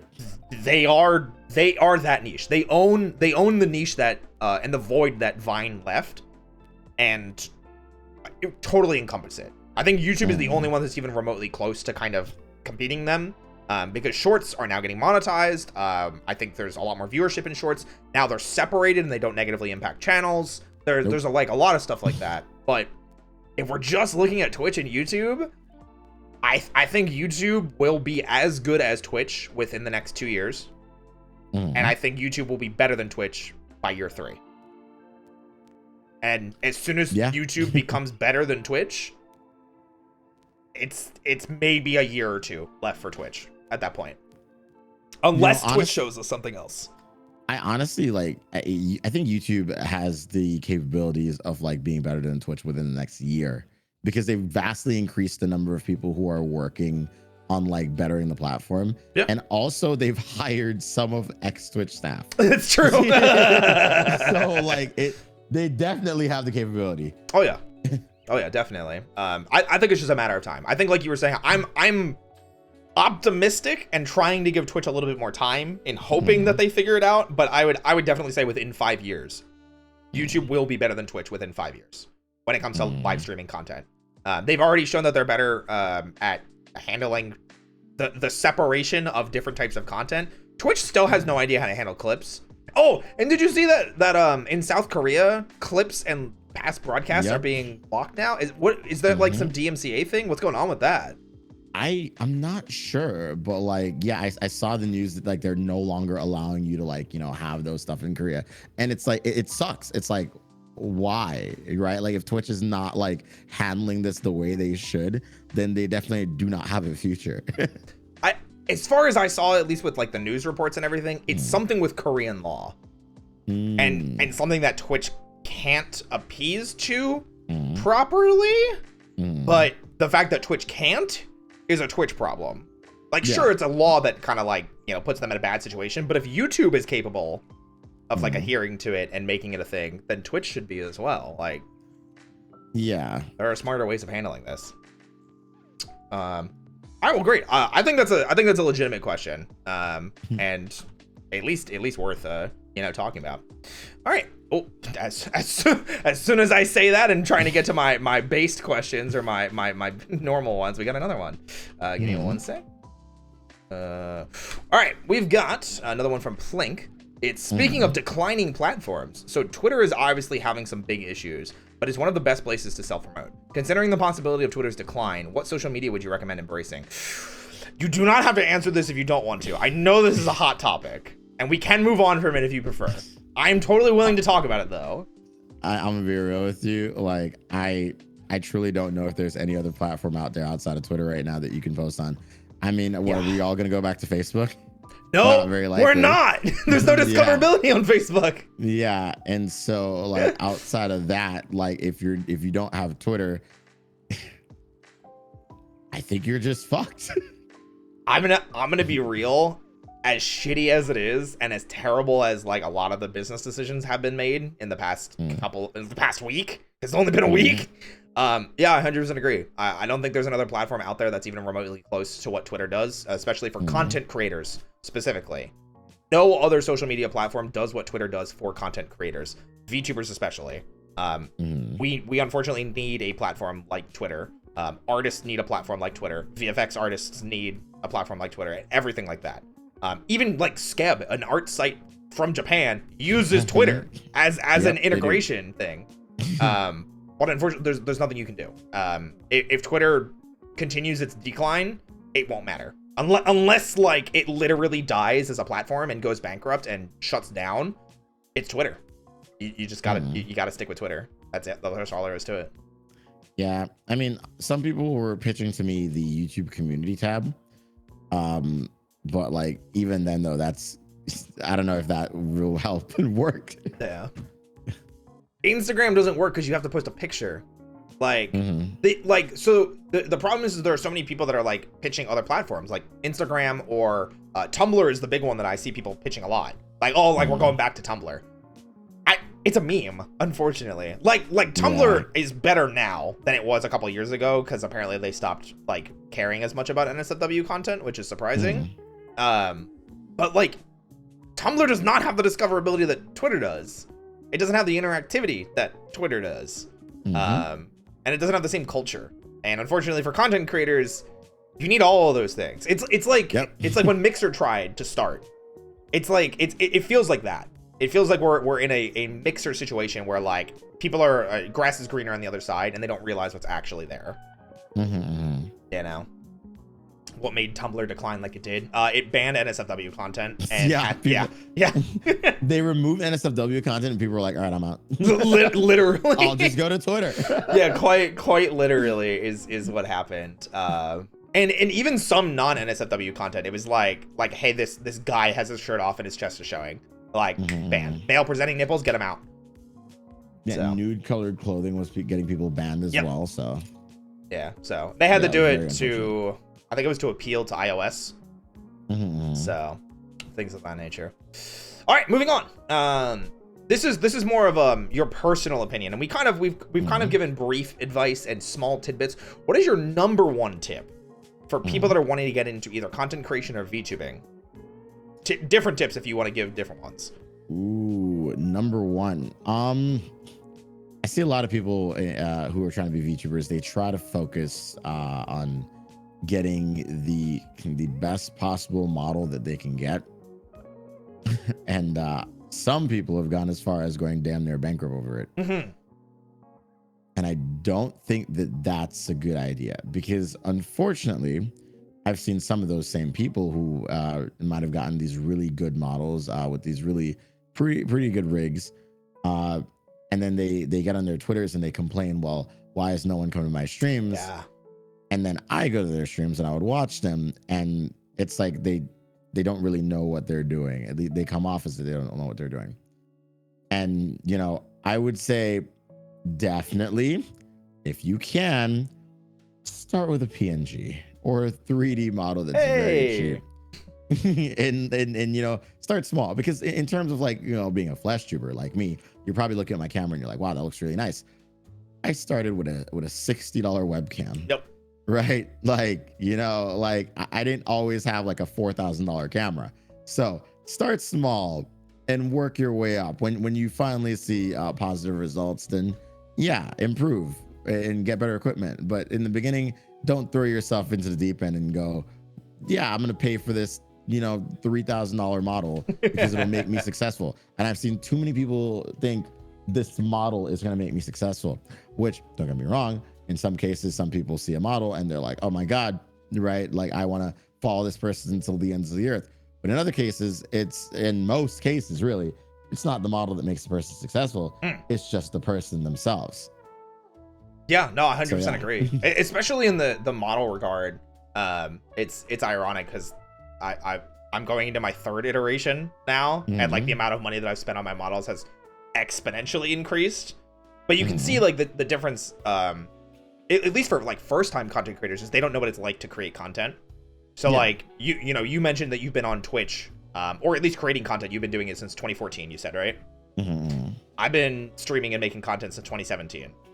So we have that experience, and we have like where we know we are, what we know our skills are, what we know that we enjoy creating content. And it makes it better like that. Just like Nemesis with the raid makes it better. Welcome in, Nemesis. Hope you're all doing fantastic. Welcome in. We're talking about content. 100% agree with you, though. I think there are too many people that focus too much on the model. And what I always really, really like to say, this is my favorite analogy, is your model is the icing of the cake. Your content is the cake. So y'all spend money on your models. Listen, Ajon, we can't all be like artists that do crazy cartoon shenanigans like you, okay? You're a god amongst us, all right? No, Ajon's model is absolutely amazing. It's crazy. Oh my gosh. But yeah, no, I 100% agree with you. Would you say something similar for regular content creation, to kind of like dip your toes instead of jumping in? No, definitely dip your toes in, right? Like, you know, like you never really know if you're going to be good at something unless you try it, right? And like, you know, obviously it takes trial and error. If you want to get good at something, keep doing it until you are good at it, and, you know, follow what other people are doing. Maybe, you know, yoink and twist, copy your style a bit, and figure out what works for you, right? Yeah. Yeah, and I saw it mentioned in chat too. Somebody asked, and just because it's topical to this, we'll answer this question. Would you recommend starting with a scuffed homemade model for free and paying for a good one later? I think that's a completely valid option. Yeah. If you can, fucking make it yourself. Yeah. Do it. I mean, like Ajon and Val are both talking right now about making their own models. I think it's more important when you first start. And I'm saying, when I say first start, I mean first start in content creation. You've never gone live, you've never created content, you just created your Twitter, you just created your YouTube, anything like that. Make sure you know you like it before you start dumping thousands of dollars. Because I have met a ton of people in the past. Like, I've met people at TwitchCon that were like, after coming here, I feel significantly less interested in being a content creator, and I just spent $5,000 on a model, and I'm like, bro, what are you doing? I did meet some of those people at TwitchCon as well, and it's very unfortunate, right? Like, you know, it's just sad to see. You know, it's like, why did you invest so much in it if you weren't going to be sure if you were going to like it? It's like a car. Yeah. Right? You know, when you're buying a car, you got to test drive it. And even then, right, you know, if I'm like test driving a car, you start out, maybe you test drive like a Tesla because you're like, I want to know what it feels like, so I can work my way towards it, right? You like it. You don't just buy the Tesla. You go buy the goddamn $100 Honda that, you know, probably needs new transmission. You know, because you're like, this is what I can actually afford right now. Yep. We'll fix it up and we'll use it until we can afford a Tesla. Yeah.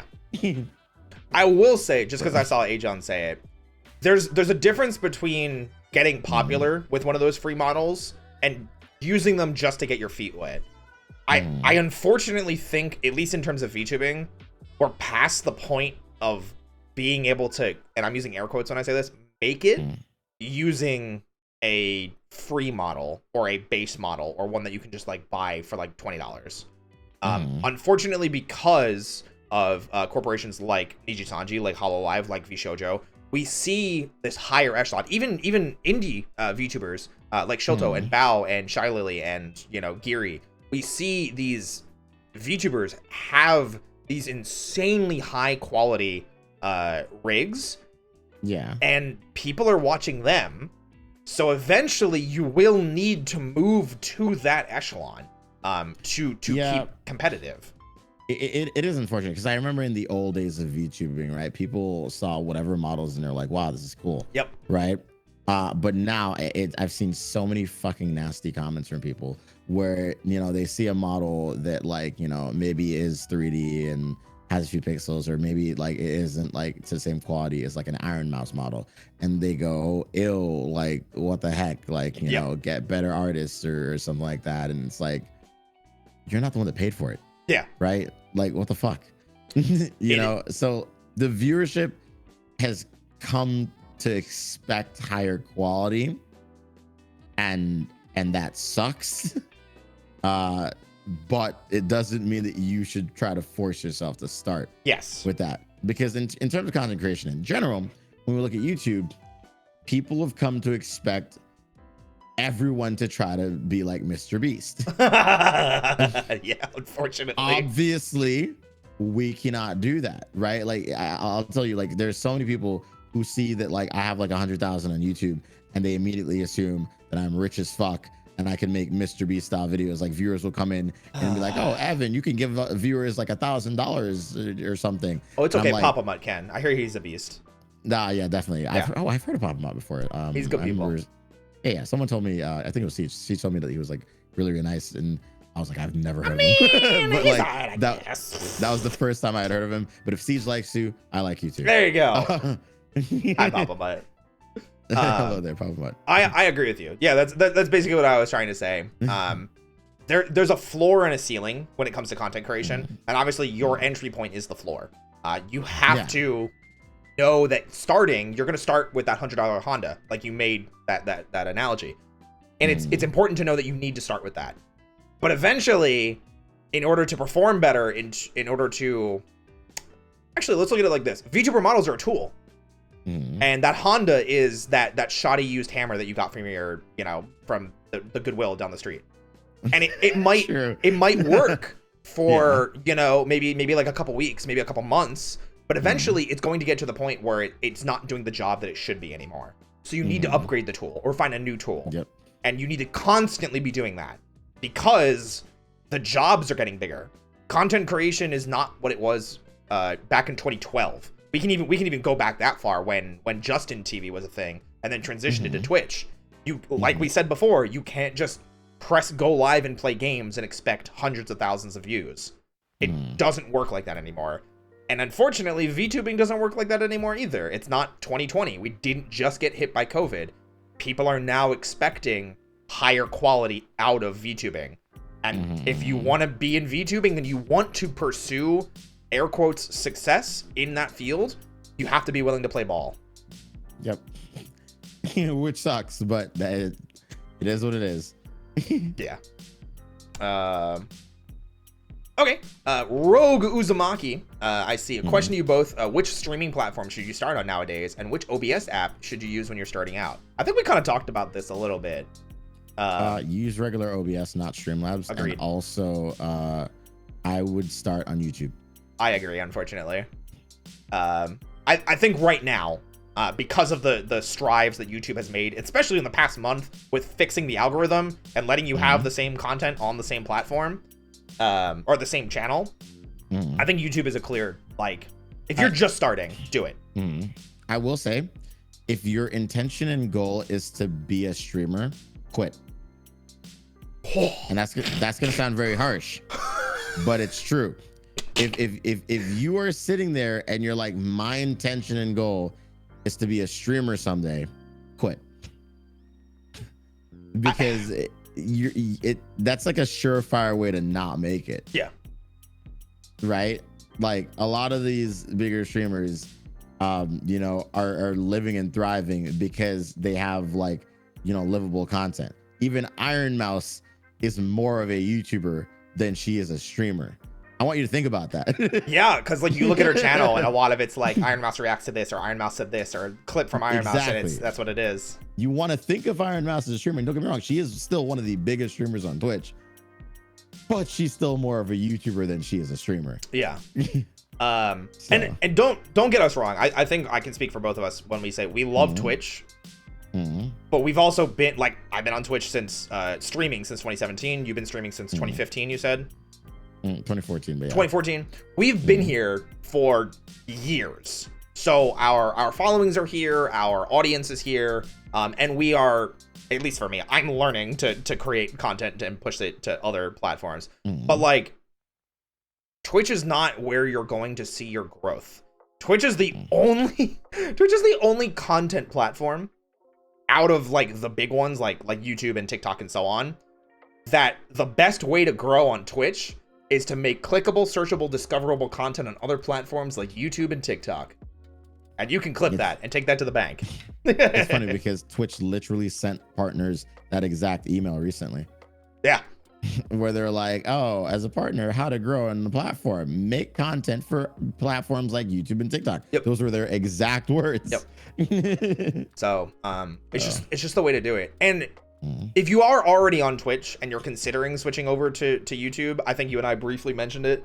If you're making sizable large amounts of money on Twitch, obviously stay for a bit, like start maybe like making YouTube content, making TikTok content, things like that. But if you only just started on Twitch maybe like a month or two ago and you're still new, I mean, I think it's up to you, but I think YouTube's the safe bet, genuinely. Yeah, no, I think just start on YouTube. If you haven't started, start on YouTube. Yeah. Yeah, 100%. I saw somebody follow up with why OBS over Streamlabs OBS. I don't like what Streamlabs OBS did.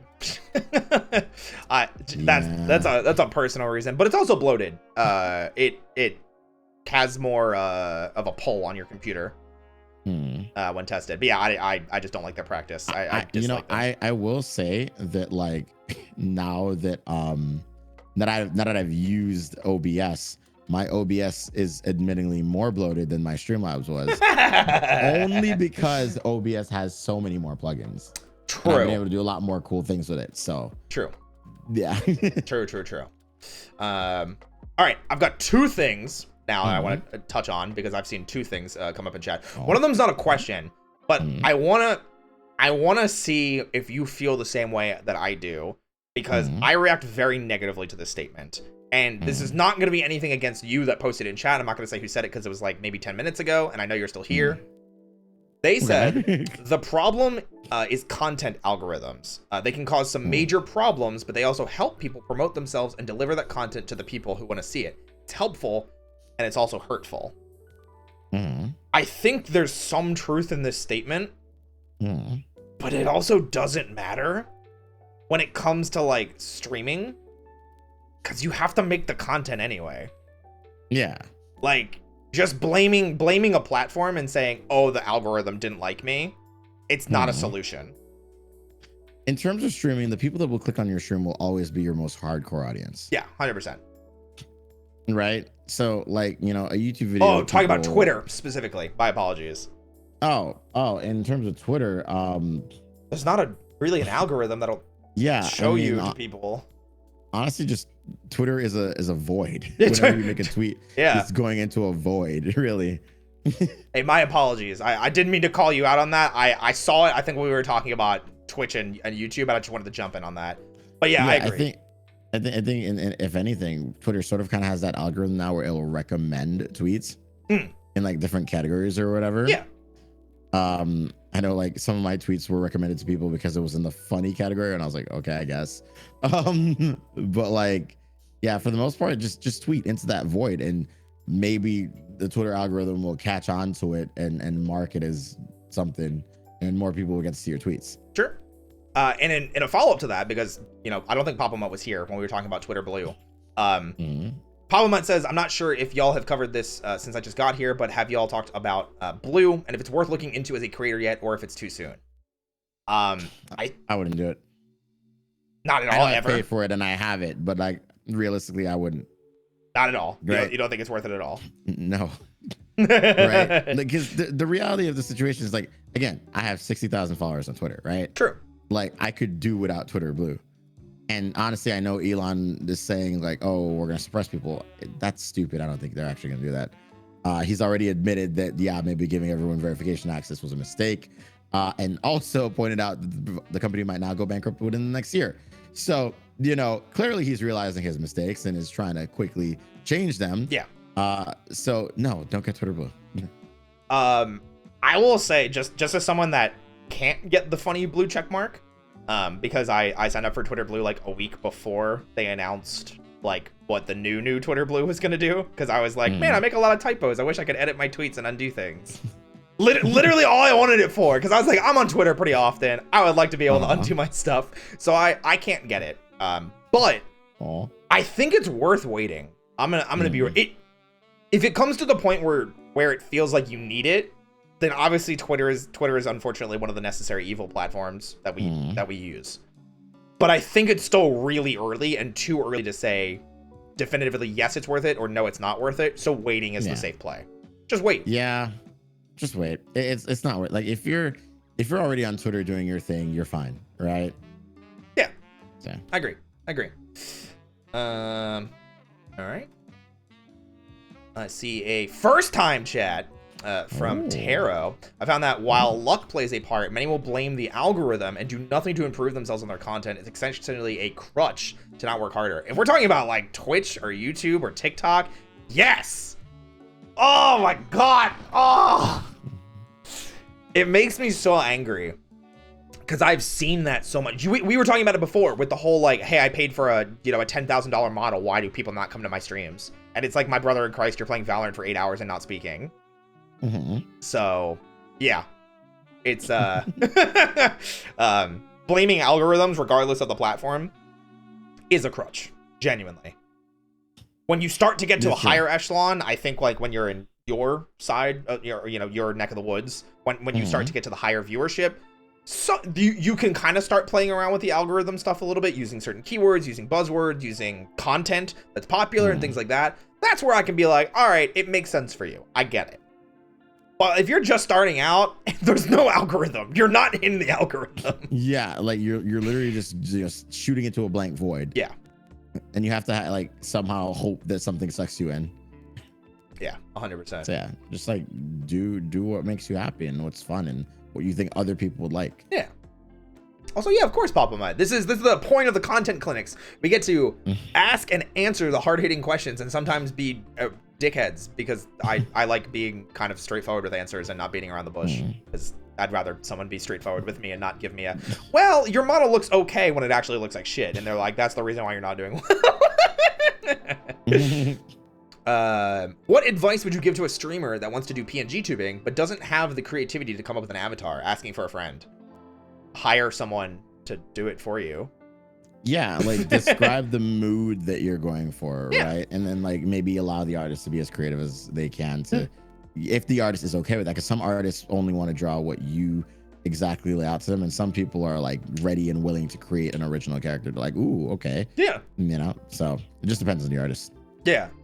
Find somebody that can do it for you, because it's also it also depends on like what you want out of like PNG tubing. Like if you want something that's just you, take some time and just come up with it. It's something you enjoy. But if you're trying to be like, hey, how do I appeal to the mass audiences and get like the audiences that like Niji, Sanji, and Hololive have, then it's like, all right, let's go to a drawing board. Let's find a design artist. Let's find a concept artist. Let's find an artist. Let's find someone that can do reference sheets. Like it's a process, but generally just pay an artist if they're willing to.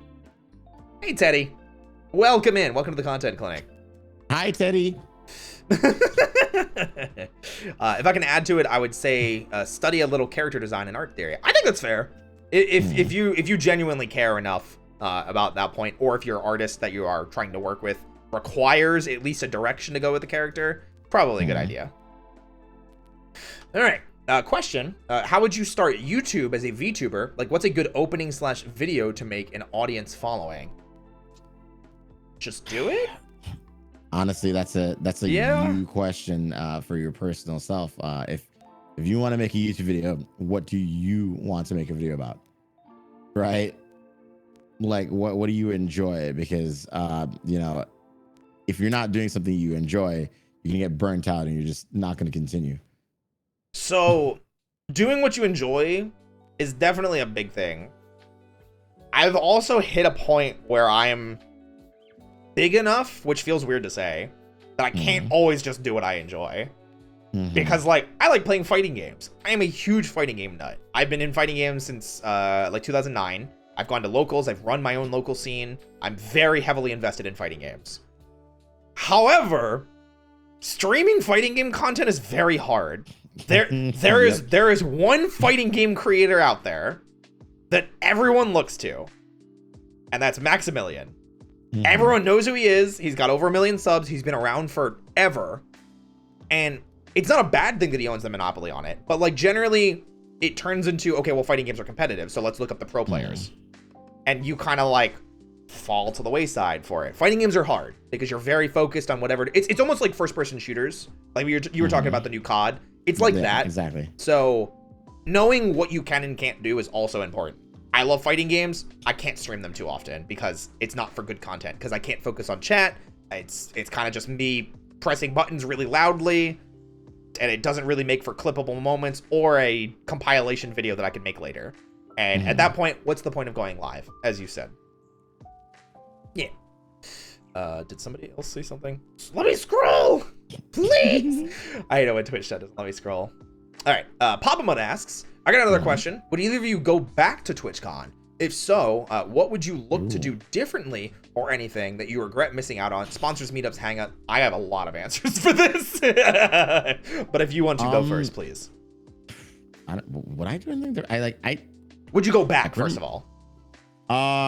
Yes, I think I would go back, because it's definitely a good like networking ground, right? Sure. What would I do differently? Weirdly enough, I don't know if I'd do anything differently. I feel like I did, and I did all the things I wanted to do and a lot more. So I don't know. I'm good on that front. Maybe I'd probably like have like, I guess, introduced certain friends to certain people that I met to try to like help them out a bit. But like outside of that, like, yeah, I'm good. I'm over here like eyebrow raising, like, who are you gonna introduce me to, Evan? Huh? Who's it gonna be? I just met so many people that, like, you know, they were telling me about like opportunities and stuff like that, and I was like, oh, that's cool. And you know, I would have loved to like be able to like put some friends on with them, because like some of these opportunities just made more sense for them, right? Yeah. So yeah, I get that. Yeah. I'm very much the same as you in terms of I would go back. Mm-hmm. I have a lot of things that I would do differently. My living situation was definitely the biggest issue that I had with TwitchCon. I've talked about it in private, and I don't want to go too much into details with it, but it got very complicated.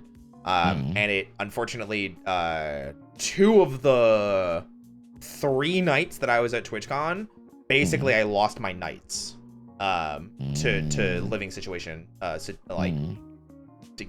things that happened that were beyond my control. So the next time that I would go, I would make sure that wherever I'm staying is with people that I know significantly more, that I trust significantly more, that I have a built-up rapport and relationship with. That way I can focus on having more fun. We were going to, and then you were like, oh, never mind. And then you didn't follow up with me that you had a place. I'm sorry. I'm sorry. Regardless, the living situations unfortunately made me miss out on certain aspects of TwitchCon that made me very depressed, because it felt like I was missing out on parties and social gatherings, and getting to meet people. That especially is what it felt like I didn't get to do enough of, which was the outside of TwitchCon environment stuff. I would also probably stay for an extra day or 2, because like I got in Thursday morning. TwitchCon opened for partners Thursday afternoon, and then I left Sunday morning. So like I didn't really get a ton of time to explore San Diego or spend time with people. It was go to TwitchCon, do whatever events I'm doing there, go to partner party, maybe go get lunch, maybe go drink, and then back to hotel and sleep and do the next thing the next day, you know? That's crazy. So I would definitely change that. Yeah, no, especially if you were there Sunday night. It was when I went to this like super exclusive, like big content creator party. And I get there and they're like, Evan, you know all the VTubers, invite some over. Oh, would you have invited me? Is that what you're saying? Yeah. Listen, it's okay. I know I'm not that big. I will get there. I will be the person you invite next year. I'll make sure. Hanging out with like fucking Tectone and Minx, dude. That's dope.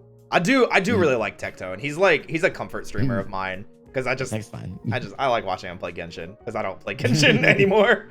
Neither does he. Oh yeah, it's true. I'm waiting for, what is it, ZZZ? Whatever that new game is. That looked dope. But Pavman, I hope that helped. And I hope more VTubers do go back next year, because it was a lot of fun. And I know a lot of people were very cautious about going, and a lot of VTubers are very cautious about their identities and things of that nature. But even so, like, I mean, like, I felt like everybody was pretty respectful of like, quote unquote, identity concealing. Like, at least I didn't experience it too much. Where people were like, oh my God, it's this person. And then like they were, you know, posting pictures all over social media and things like that. Most of that, it felt like, at least what I saw and experienced, was either from that person's discretion or censored or however they wanted it handled. So cool. Yeah, I think like in terms of like TwitchCon, the only thing and advice that I would give anyone is, especially if you're a content creator, don't approach other content creators as a fan. Yeah. You know, a lot of them will appreciate you more if you approach them as equals. I'm actually really sad about this, because there were 2 situations where I kind of like, one of them wasn't my fault, but the other one I was just surprised. So the first one was the Advanced GG meetup, and I wasn't supposed to be a part of that, and I kind of just got pulled behind the counter with everyone. And I mentioned that recently to Numi. What, that I got pulled behind it, or just how funny it was? I was telling her, I was like, dude, I felt bad for being back there. Like, I was supposed to be there. it's I mean, like, you felt that. How do you think I felt? Like, I'm significantly smaller, and it felt weird, and I don't think I handled it as best as I could have, in terms of being like nervous, because I was meeting people that were significantly bigger than me.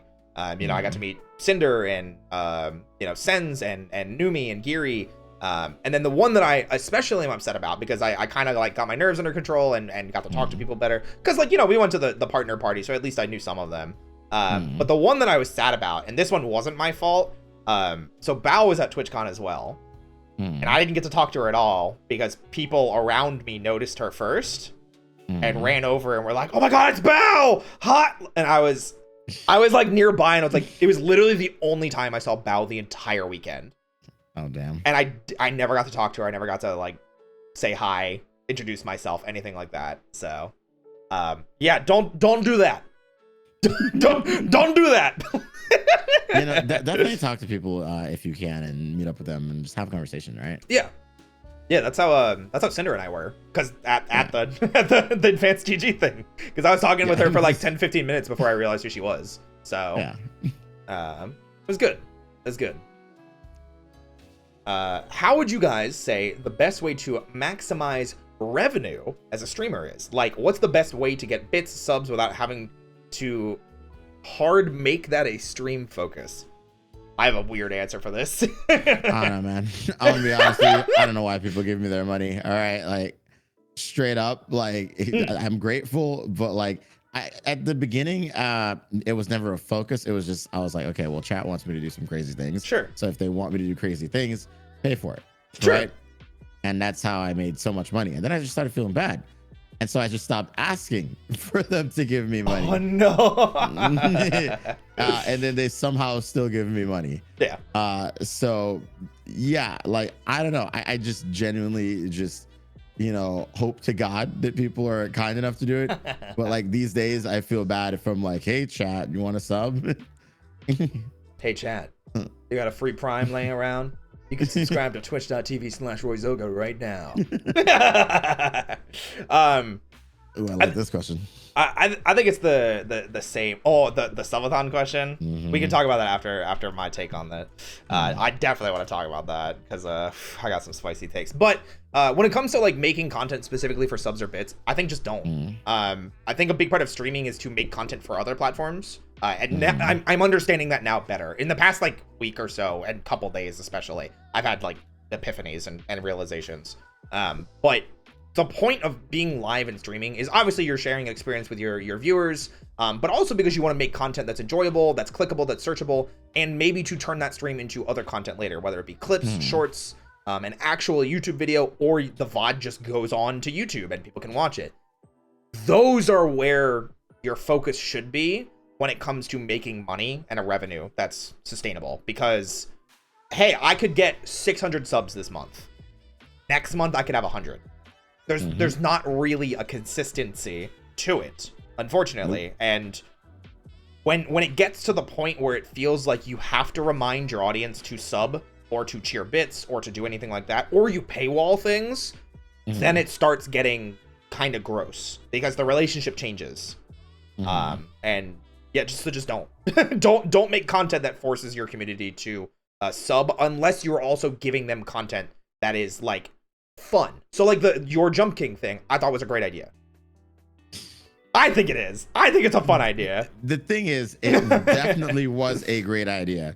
And the reality of the situation is like I still have an hour left of Jump King that I owe the chat. But like I was so miserable that I just decided to stop. I made so much fucking money. Oh my goodness. But I wasn't happy. Yeah. Money does not bring happiness. It does sometimes, but not all the time. Yeah. So like, you know, honestly, like, yeah, and that actually is a good segue to the subathon. Yes. Yeah, I think so too. So Papa Mud asks, what is y'all's thoughts on subathons out of curiosity? Mine is hyper spicy. Please, if you want to take it first, you can, or if you want my spice first, we can. I don't think that people should do subathons. Agreed. Because they are very unhealthy, and honestly, they come out of greed for most people. Yeah. When I first did my first subathon, it wasn't because I needed the money. It was because my chat was like, "Oh my God, do and we want to see how long you can last." And I was like, okay. Right. And then the second one I did was because I was like, you know, the second one was out of money because I was like, okay, well, chat, we found this really nice place that I really want to move to, but it'll cost almost $10,000 for me to move across the country. Oh my God, it's so expensive to move. It's so expensive. So chat was like, do a subathon. And I was like, all right, now here I am. Thank you, chat. Yeah. But like the third one was because, you know, I was like, I'm never doing this again. And then chat was like, okay, but like, you know, we really want you to do it. And, you know, the third one, I felt bad because I had no content planned for it. I think a subathon is only really fun or beneficial if you have like good content planned around it. Otherwise, you're honestly mindlessly sitting there hoping that people give you money. And it's just not really worth it for you because you could be using that time to do literally anything else that is infinitely more productive. But also be healthier, like, you know, work out, go outside, touch grass, talk to your family members, your loved ones. Anything else is more beneficial than a subathon. And I know the money is very much tempting, but at the end of the day, it's not going to help you grow. People will show up because they're like, oh my God, subathon, ooh, torture. Because I don't know, the internet has this weird obsession with torturing streamers is good. Yeah. Which I think is a fucked up and terrible meta. Agreed. And we need to like go away from it. So like, yeah, I would not do a subathon at all. Yeah. Unless of course you had a purpose behind it. Yeah. And if you know, your purpose is good, then try to plan like actual content for that subathon. And you know, hell, you might not expect it to last a few days, but at least plan out a few days worth of content. And then if it lasts longer than that, well, shit, figure it out. Yeah. So I do see, before I'll give my take, it's similar to yours. But Kamito also added on, what's the difference between a subathon and an uncapped subathon? And I think there is an important distinction there, because I think doing capped subathons can be fun, because I've seen some streamers make it about the content. They're like, hey guys, I'm going to do a 24-hour stream. It's a subathon. And if we get to certain tiers, I'll do certain activities or certain reveals. Like, hey, maybe I have a new model coming, or, you know, something like that. It's usually when it's those, they're like celebrations or like rewards to your chat. And like, those are fun because the content's planned out. It doesn't feel terribly harmful to the streamer unless they inflict the harm themselves by picking bad subathon goals. But those are okay. When it's like a 24-hour, like a 48-hour capped subathon, I'm more okay with those. But the uncapped are like, it's so bad for your health. It's so bad for your mental health. I can't tell you how many friends I've had in the past like month or two that like they were super passionate about streaming, and they came out of subathons that were like 20, 30, 40, 50 days plus. And now that they're not doing it, they're like, I don't know what to do. I feel lost. I feel depressed. I have no motivation to do anything. And I'm like, yeah, that's what the subathon does to you. And it sucks because like I want to support my friends with their decisions to like make content and things like that. But at the same time, I'm like, I also want you to be healthy. I want you to take care of yourself, please. The other thing that like a lot of people don't realize is that as a content creator, you can get burnt out. Yes. But like there's also audience burnout. Yeah. An audience will grow tired of you if they see too much of you. Yeah. Right. So like you have to remember that as well. I say this as a person that streams daily, but like you do have to like you know, recognize that. And like, you know, one thing I don't like about some subathons is that I don't like the subathons where the person will pause the timer when they're asleep, because I feel like that is so disingenuous in a sense, where you know for a fact that people will only give you money when you're awake, and so you're trying to milk people for as much money as you can by keeping it going, by pausing it when you're asleep. And I've never liked that. Don't get me wrong, if I did that, I could have made infinitely more fucking money because my chat wanted me to do that, but I was like, no, we're gonna do this, you know, the OG way, the Ludwig way. When I'm asleep, if you want that fucking timer to not run out, you're gonna have to sub. Yeah. Otherwise, I will just end and go on with my life. Yeah. Yeah. I think that's pretty much it though. I think the other bad thing about subathons, and again, this isn't targeting anybody. So like if people are currently doing subathons, do it. Like I wish you wouldn't. I wish you would take care of yourself mentally, physically, emotionally, and everything like that. But if you need to, or you are doing a subathon, I'm not gonna like hate you or stop talking to you.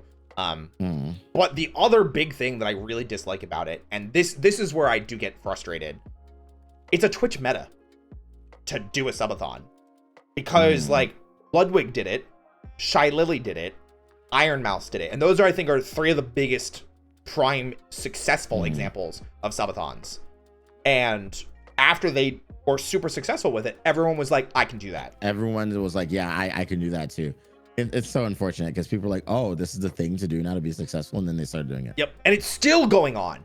We still haven't broken away from this subathon meta since Ludwig and Iron Mouse and Shy Lily. Nope. And it's unfortunate, and it burns everyone out. And I can't go too more. I'll just start bitching and complaining. I think it's because a lot of people saw like Ludwig made a lot of money. Iron Mouse obviously also made a lot of money, and they were like, well, Shy Lily also made a lot of money, and they were like, well, shit, I want to make a lot of money. And don't get me wrong, all the people that have done subathons have made a fuck ton of money. It's absurd, but like it's still like, yeah, you're not burning out yourself. Not only burning out yourself, you're also burning out your audience with that. Yeah, it is. I just don't like it. Not in the slightest. But again, I'm not going to target anybody specifically and say, hey, you're doing wrong, unless you are like actively attempting to manipulate your community. But yeah, like friends are doing them. I just want them to be happy and healthy. That's it. So I hope that helps. All of my friends that are doing it, fucking stop. Okay, I've said this before. Stop. Shit. I'm like, just end stream, damn it. I do have some friends that do that. They're like, hey, the day's over for the subathon, I'm going to sleep, and they turn off stream. And I'm like, okay, at least you're taking care of yourself better. Like, good job. But yeah, I can't say much more, otherwise I'll get heated because I vehemently don't like them. All right, I have one more question from the audience, and then I think I'm out of questions that are from the audience. Weird question for both or either. Do you think streaming is still a great way to find people and a community to fill a need to have people to talk to?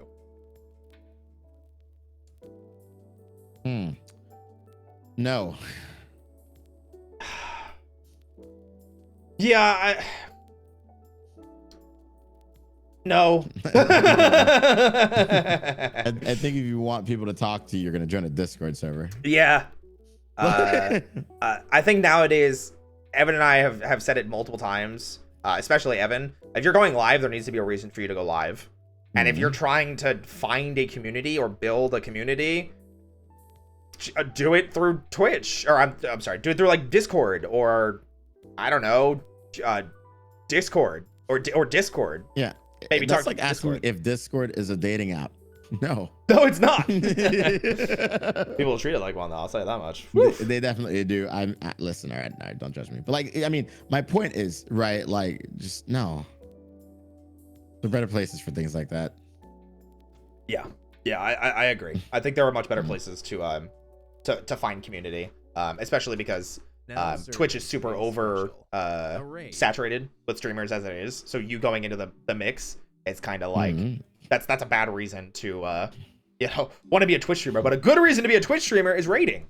With Nar with the raid. What is going on, Raiders? Welcome to everybody. My name is Roy. I'm a bunny barista VTuber specializing in voice acting, housing this cafe at the Cup of Dust, where I bring in various VTubers around the internet. We're doing improv, sketch, comedy, come out with world, but more importantly, we're doing a content clinic with Evanit0. Hello, welcome.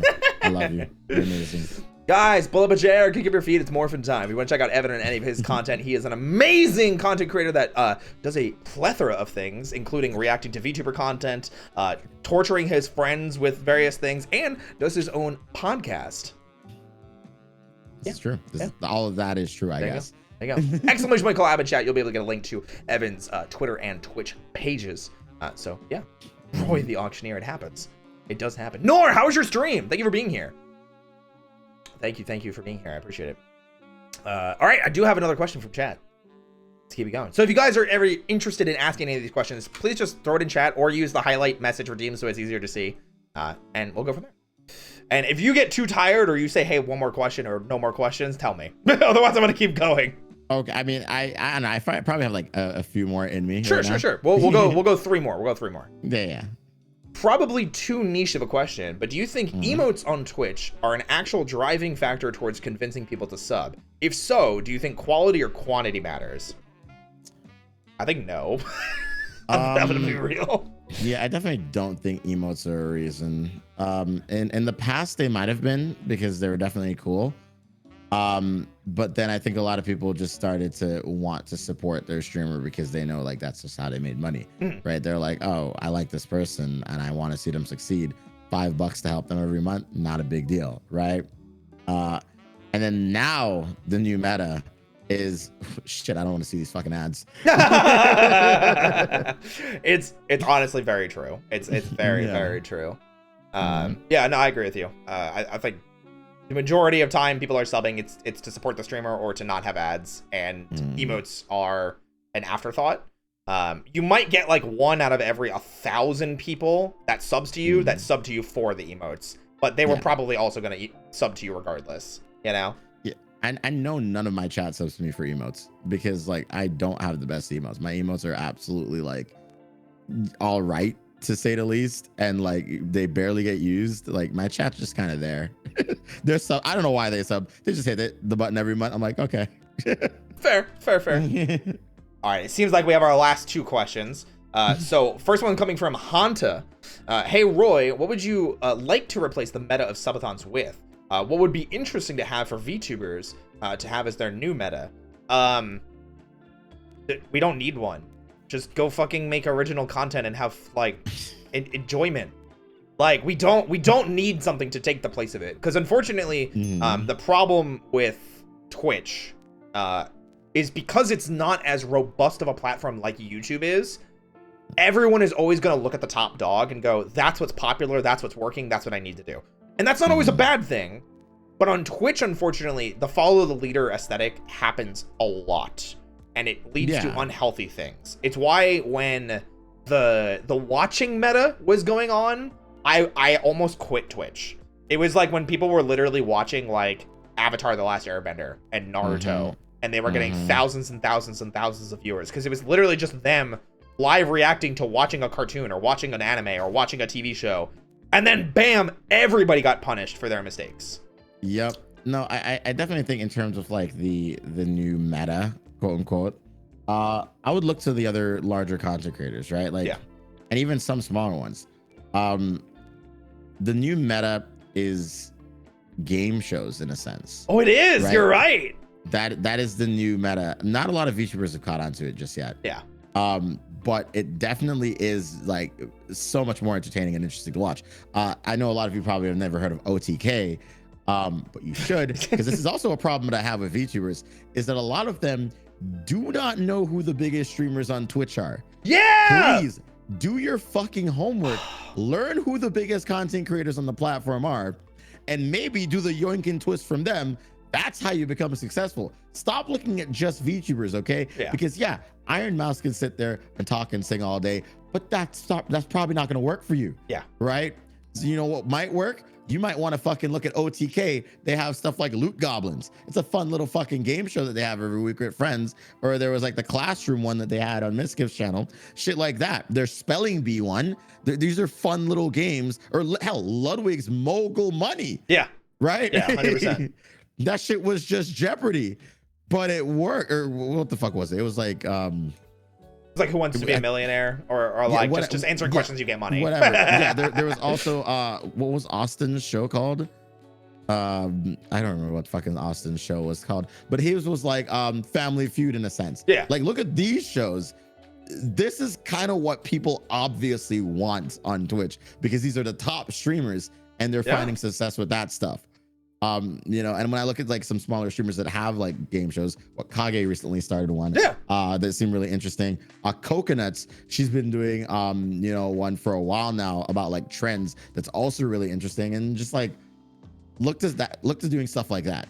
Yeah. I think that's the meta that you should follow if you want to follow one. Yeah, I 100% agree. I wish we didn't have to just keep following metas, but unfortunately the reality of live stream content is there's going to be a meta. The difference between something like Twitch and YouTube is, at least with YouTube, you can make videos that are pertaining to other things and you'll find your niche and you'll find your audience for it eventually, that you don't have to adhere to the meta. But streaming, you kind of have to follow along with things. Is there something I want as the meta? I think game shows is pretty like harmless, and it's at least it's absolutely harmless. Yeah, it gives people the opportunity to be creative. Harder to do. Yes. Yeah, so it's probably, and I'm using air quotes, gatekeeping some smaller content creators because they're like, I can't do that. You know? Poppy. Hi. Hey, Poppy. You're just in time for the last question. Is your dick hard, Poppy? That was not the last question. Also, yes, the smash or pass meta, I think I'm kind of glad that that's dying.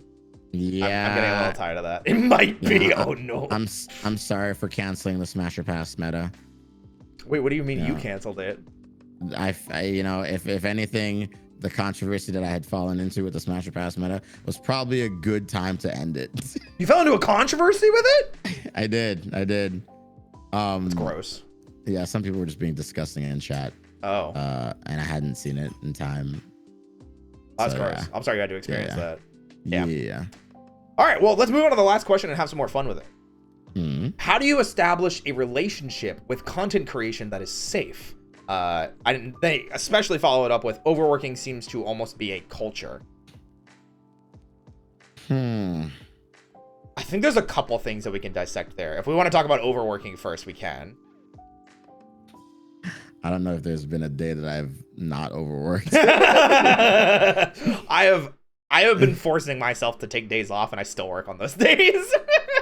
Yeah, no, like I see the reality is I've been like overworking myself for a decade now.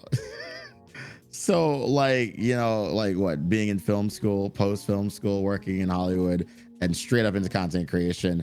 You know, the meta in Hollywood was work 16-hour days. Like you go to the studio, you're there for 16 hours, and then you go home, and you come back and you do it again. Yeah. So I've always been used to that, and like, you know, learning that content creation kind of requires that until you reach, you know, the upper echelon. It's kind of rough, because then it becomes really, really difficult to form meaning relationships, and that sucks. Yeah, it sucks a lot. Like, you know, in terms of like the friends I have, they're mostly content creators now, because they understand. Yeah, I still have like a handful of friends that, you know, aren't content creators that I talk to every single day, but yeah, the majority of them are just content creators now. The dating scene, it's really difficult because no one's gonna understand unless you're a content creator, because you tell someone, hey, I gotta like work 16 hours a day, they're gonna be like, well, where do I come in? Right? You know, like, yeah, and it's very, very rough. So you just have to look to other people that understand that, and you know, yeah, overworking yourself seems like a necessary evil in a sense. Yeah. We briefly mentioned it before, but content creation is a marathon disguised as a race. Mm-hmm. And because it's a marathon, we're always working, and because it's a race, we're overworking and trying to push ourselves. When it comes to overworking, there was something that I talked to Pumpkin Potion about, who was my second guest for the content clinics. And there's the adage of if you do what you love, you never work a day in your life. But for content creation, it's the opposite. Because you love what you do, you overwork yourself. Because there's always something to do. There's always a new meta. There's always a new a trend, a new idea, especially things that get our creative juices flowing. So we have to be on the ball for those things. Overwork as a culture is kind of just what it is. There are ways to set up healthy boundaries. Obviously take like quote unquote break days. Maybe don't stream 7 days a week. You should probably specifically specifically for new streamers or new content creators, because if you're streaming 7 days a week, you're usually not also making videos or meaningful content, because streaming is not meaningful content. People aren't going to come and find your stream. They are going to go to your YouTube channel and find you, or react to your TikToks, or react to your YouTube shorts. That's where it comes in. And dude, I have thousands of viewers who have never seen a stream of mine a day in their life, but they love the videos that come out of it. So like, honestly, focus on making the videos. Yeah. So what was the full question? Establish a relationship with content creation that's safe. Overworking is going to happen. You have to set boundaries that you yourself will follow, but unfortunately everyone is their own boss with content creation, so it's a slippery slope. I'm gonna be honest with you, I don't think you can. Yeah. Like even with someone like Connor, right? Now Connor has some free time, but his schedule is still packed every single day. Yeah. Right? Like, you know, his rest time these days is streaming. And even then he's making content for the second channel. Yeah. So like we really don't get breaks, and we really barely get to have lives outside of it. And it sucks. Yeah, it's unfortunate, but we do it because we love it. Yeah, we do it because we like it, and you have to kind of be okay with it. And you know, the next piece of advice I'd say is like, keep aspects of your life personal and private, and hold them dear to you, because you'll always look to those things as comfort. You know, like for instance, like, you know, my height, very much private information. A lot of people want to know, but it's comforting to me that you don't know that, because I know it. And I'm like, damn, when they finally meet me in person, they'll be like, shit, you right, you are tall enough, which has happened, by the way, every single time. Roy, am I tall enough? Roy? Right. Oh, I'm sorry. You're breaking up. That's weird. Roy, answer the question. What was the question? Sorry. Am I tall enough, Roy? Answer the question. I refuse to answer it on the grounds that I was taller than you when we met. Roy, am I tall enough though? You are definitely tall enough. But that is also something that's funny. That I would also think is something that's important for the safety of content creation, is keeping aspects of your personal life more private. And when I get into Roy 3.0, especially, which I think it's probably going to be like February-ish, I'm probably going to clam up a little bit more about some of my personal life things.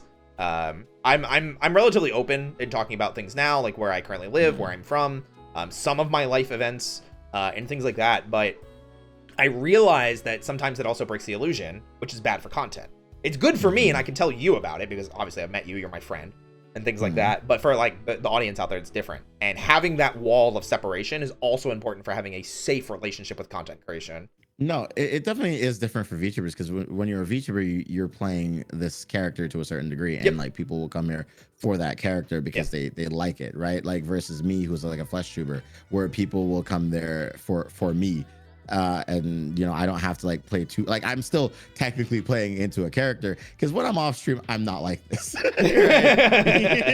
I'm just like, okay, hi. It's true, we had that sleep call. Oh my gosh.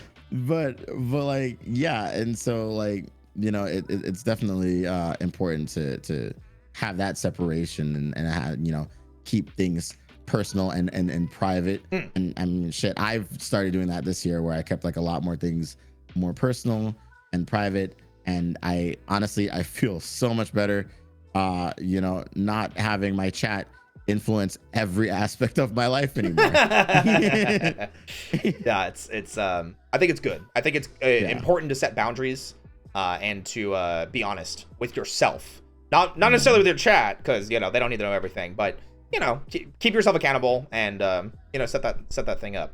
I will say there is one small question that I would love to tackle kind of onto this for the health reason, if you're okay with going with one more. So I saw Kamito Swordsman asked a couple times, and I think it's just a brief question that we can talk about keeping content creation safe. How do you feel about collabing? Oh, I mean, at first I didn't do it at all. Dude, I fucking came into like my first like fucking year and a half on Twitch not collabing. You know, same thing for YouTube. Did it for fucking like 4 or 5 years, 0 collabs. I was like, whatever, I don't need to do this shit.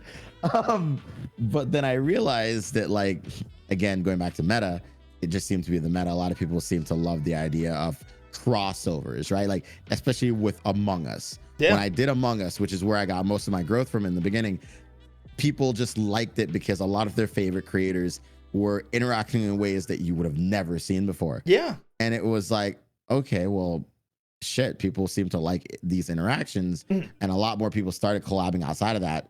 It was like, well, damn, I guess I should probably try to get into it as well. So yeah, if you have a collab with a purpose, honestly, go into it, do it, right? Like if you're like, well, shoot, you know, I want me and my friends to play Friday the 13th or Among Us VR, go for it. You know? Yeah, I was gonna say I literally just put that out there. Yeah, there you go. I think it's I just bought today, by the way. But yeah.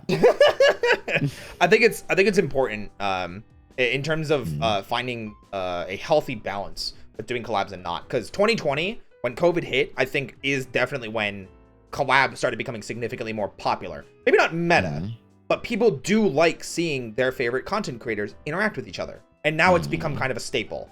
I wouldn't say meta, nor is it required, but it is something that's enjoyed. Yeah. The how do I phrase this? The special thing about it, or the tricky thing about it, you can look at creators like Vexoria, the snake, the Sun Eater, and she does not do a lot of collabs. If she does collabs, it's 1 to 2 a week at most. Because the important thing is at the end of the day, people need to be there for your content. And if your content is collabing with other people, it's not good and it's not healthy. Because if you're not collabing with that viewer's favorite streamer, they're not going to come to your stream. They're not going to show up. Yeah. And that's not the type of audience or viewership that you want to build up. Because if you're relying on other people constantly, then it can also lead into a toxic kind of relationship with those people where, sure, you can have business relationships with people that you work mutually towards something. But if they're just a number to you to get that one extra viewer, that's toxic and that's bad. You know, there has to be mutual benefits. There has to be an important back and forth relationship, and you can't just rely on everybody else to give you what you need. Like, definitely make and collab with people and make content that makes sense for the both of you. Yeah. Right. Like, I never want to like do a collab and like, you know, it doesn't make sense for both parties. Right. So yeah, you know, that's the baseline of it. Like today I collabed with Nags after people asking for over a year and a half for me to do it. But I was like, okay, I guess we'll finally do it. It makes sense. And honestly, I kind of am surprised that you guys haven't collabed before, because I see as you guys swimming in very similar circles. But yeah, I think that just about does it, unless you have anything that you want to tag on or say to the people. Don't try it. Just don't do it. Just quit streaming right now. Don't be a VTuber, be a flesh tuber. It'll be better and cheaper. I mean, yeah. You know what?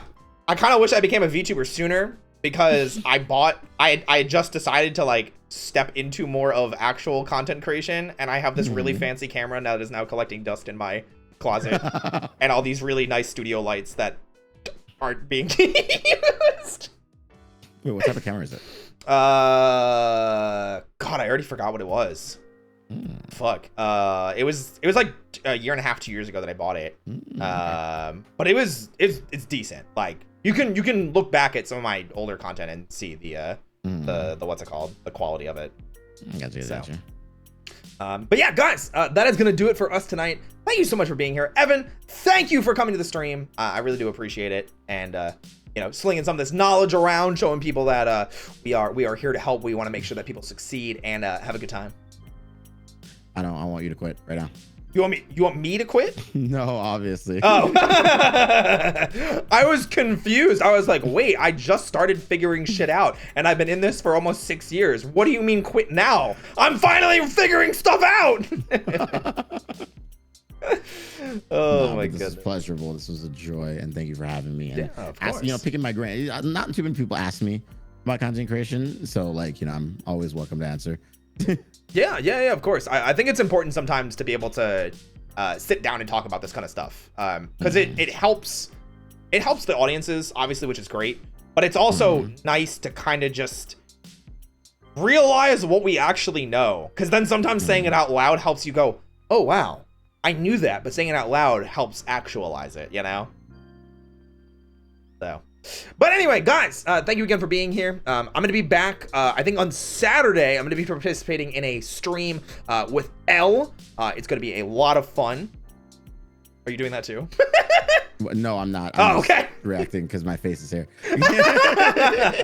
Guys, if you want to check out Evan, be sure to type !collab in chat. You'll be able to get a link to his Twitter and his Twitch page where he streams daily. Literally daily. Please take a break.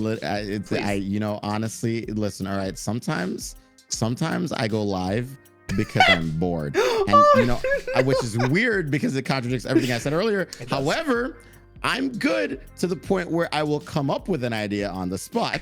Perfect. Absolutely everything that we wanted to hear. But yes, regardless, guys, no stream tomorrow. I'll be on L stream on Saturday. Sunday, we are starting Kamen Rider Black. So if you are a fan of Kamen Rider and you're interested in learning more about the Kamen Rider franchise, !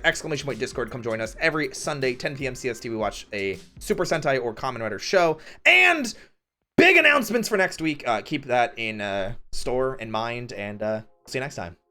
Goodbye, everybody! Oh, we're gonna raid Momotex. Yeah, I forgot to say that. Use this message for raiding, and this other one if you're not a sub and you still want to, you know, raid. I think whatever. That's actually a smart idea. I have like I don't even think I have like the free emote option on my Twitch. Like, I was lucky that there's the Morphin Time lightning bolt, and I was like, oh, that's it, easy. Like, easy. I gotta like add a free emote. I'm so stupid with this stuff. Well, we're gonna raid now. Goodbye, everybody.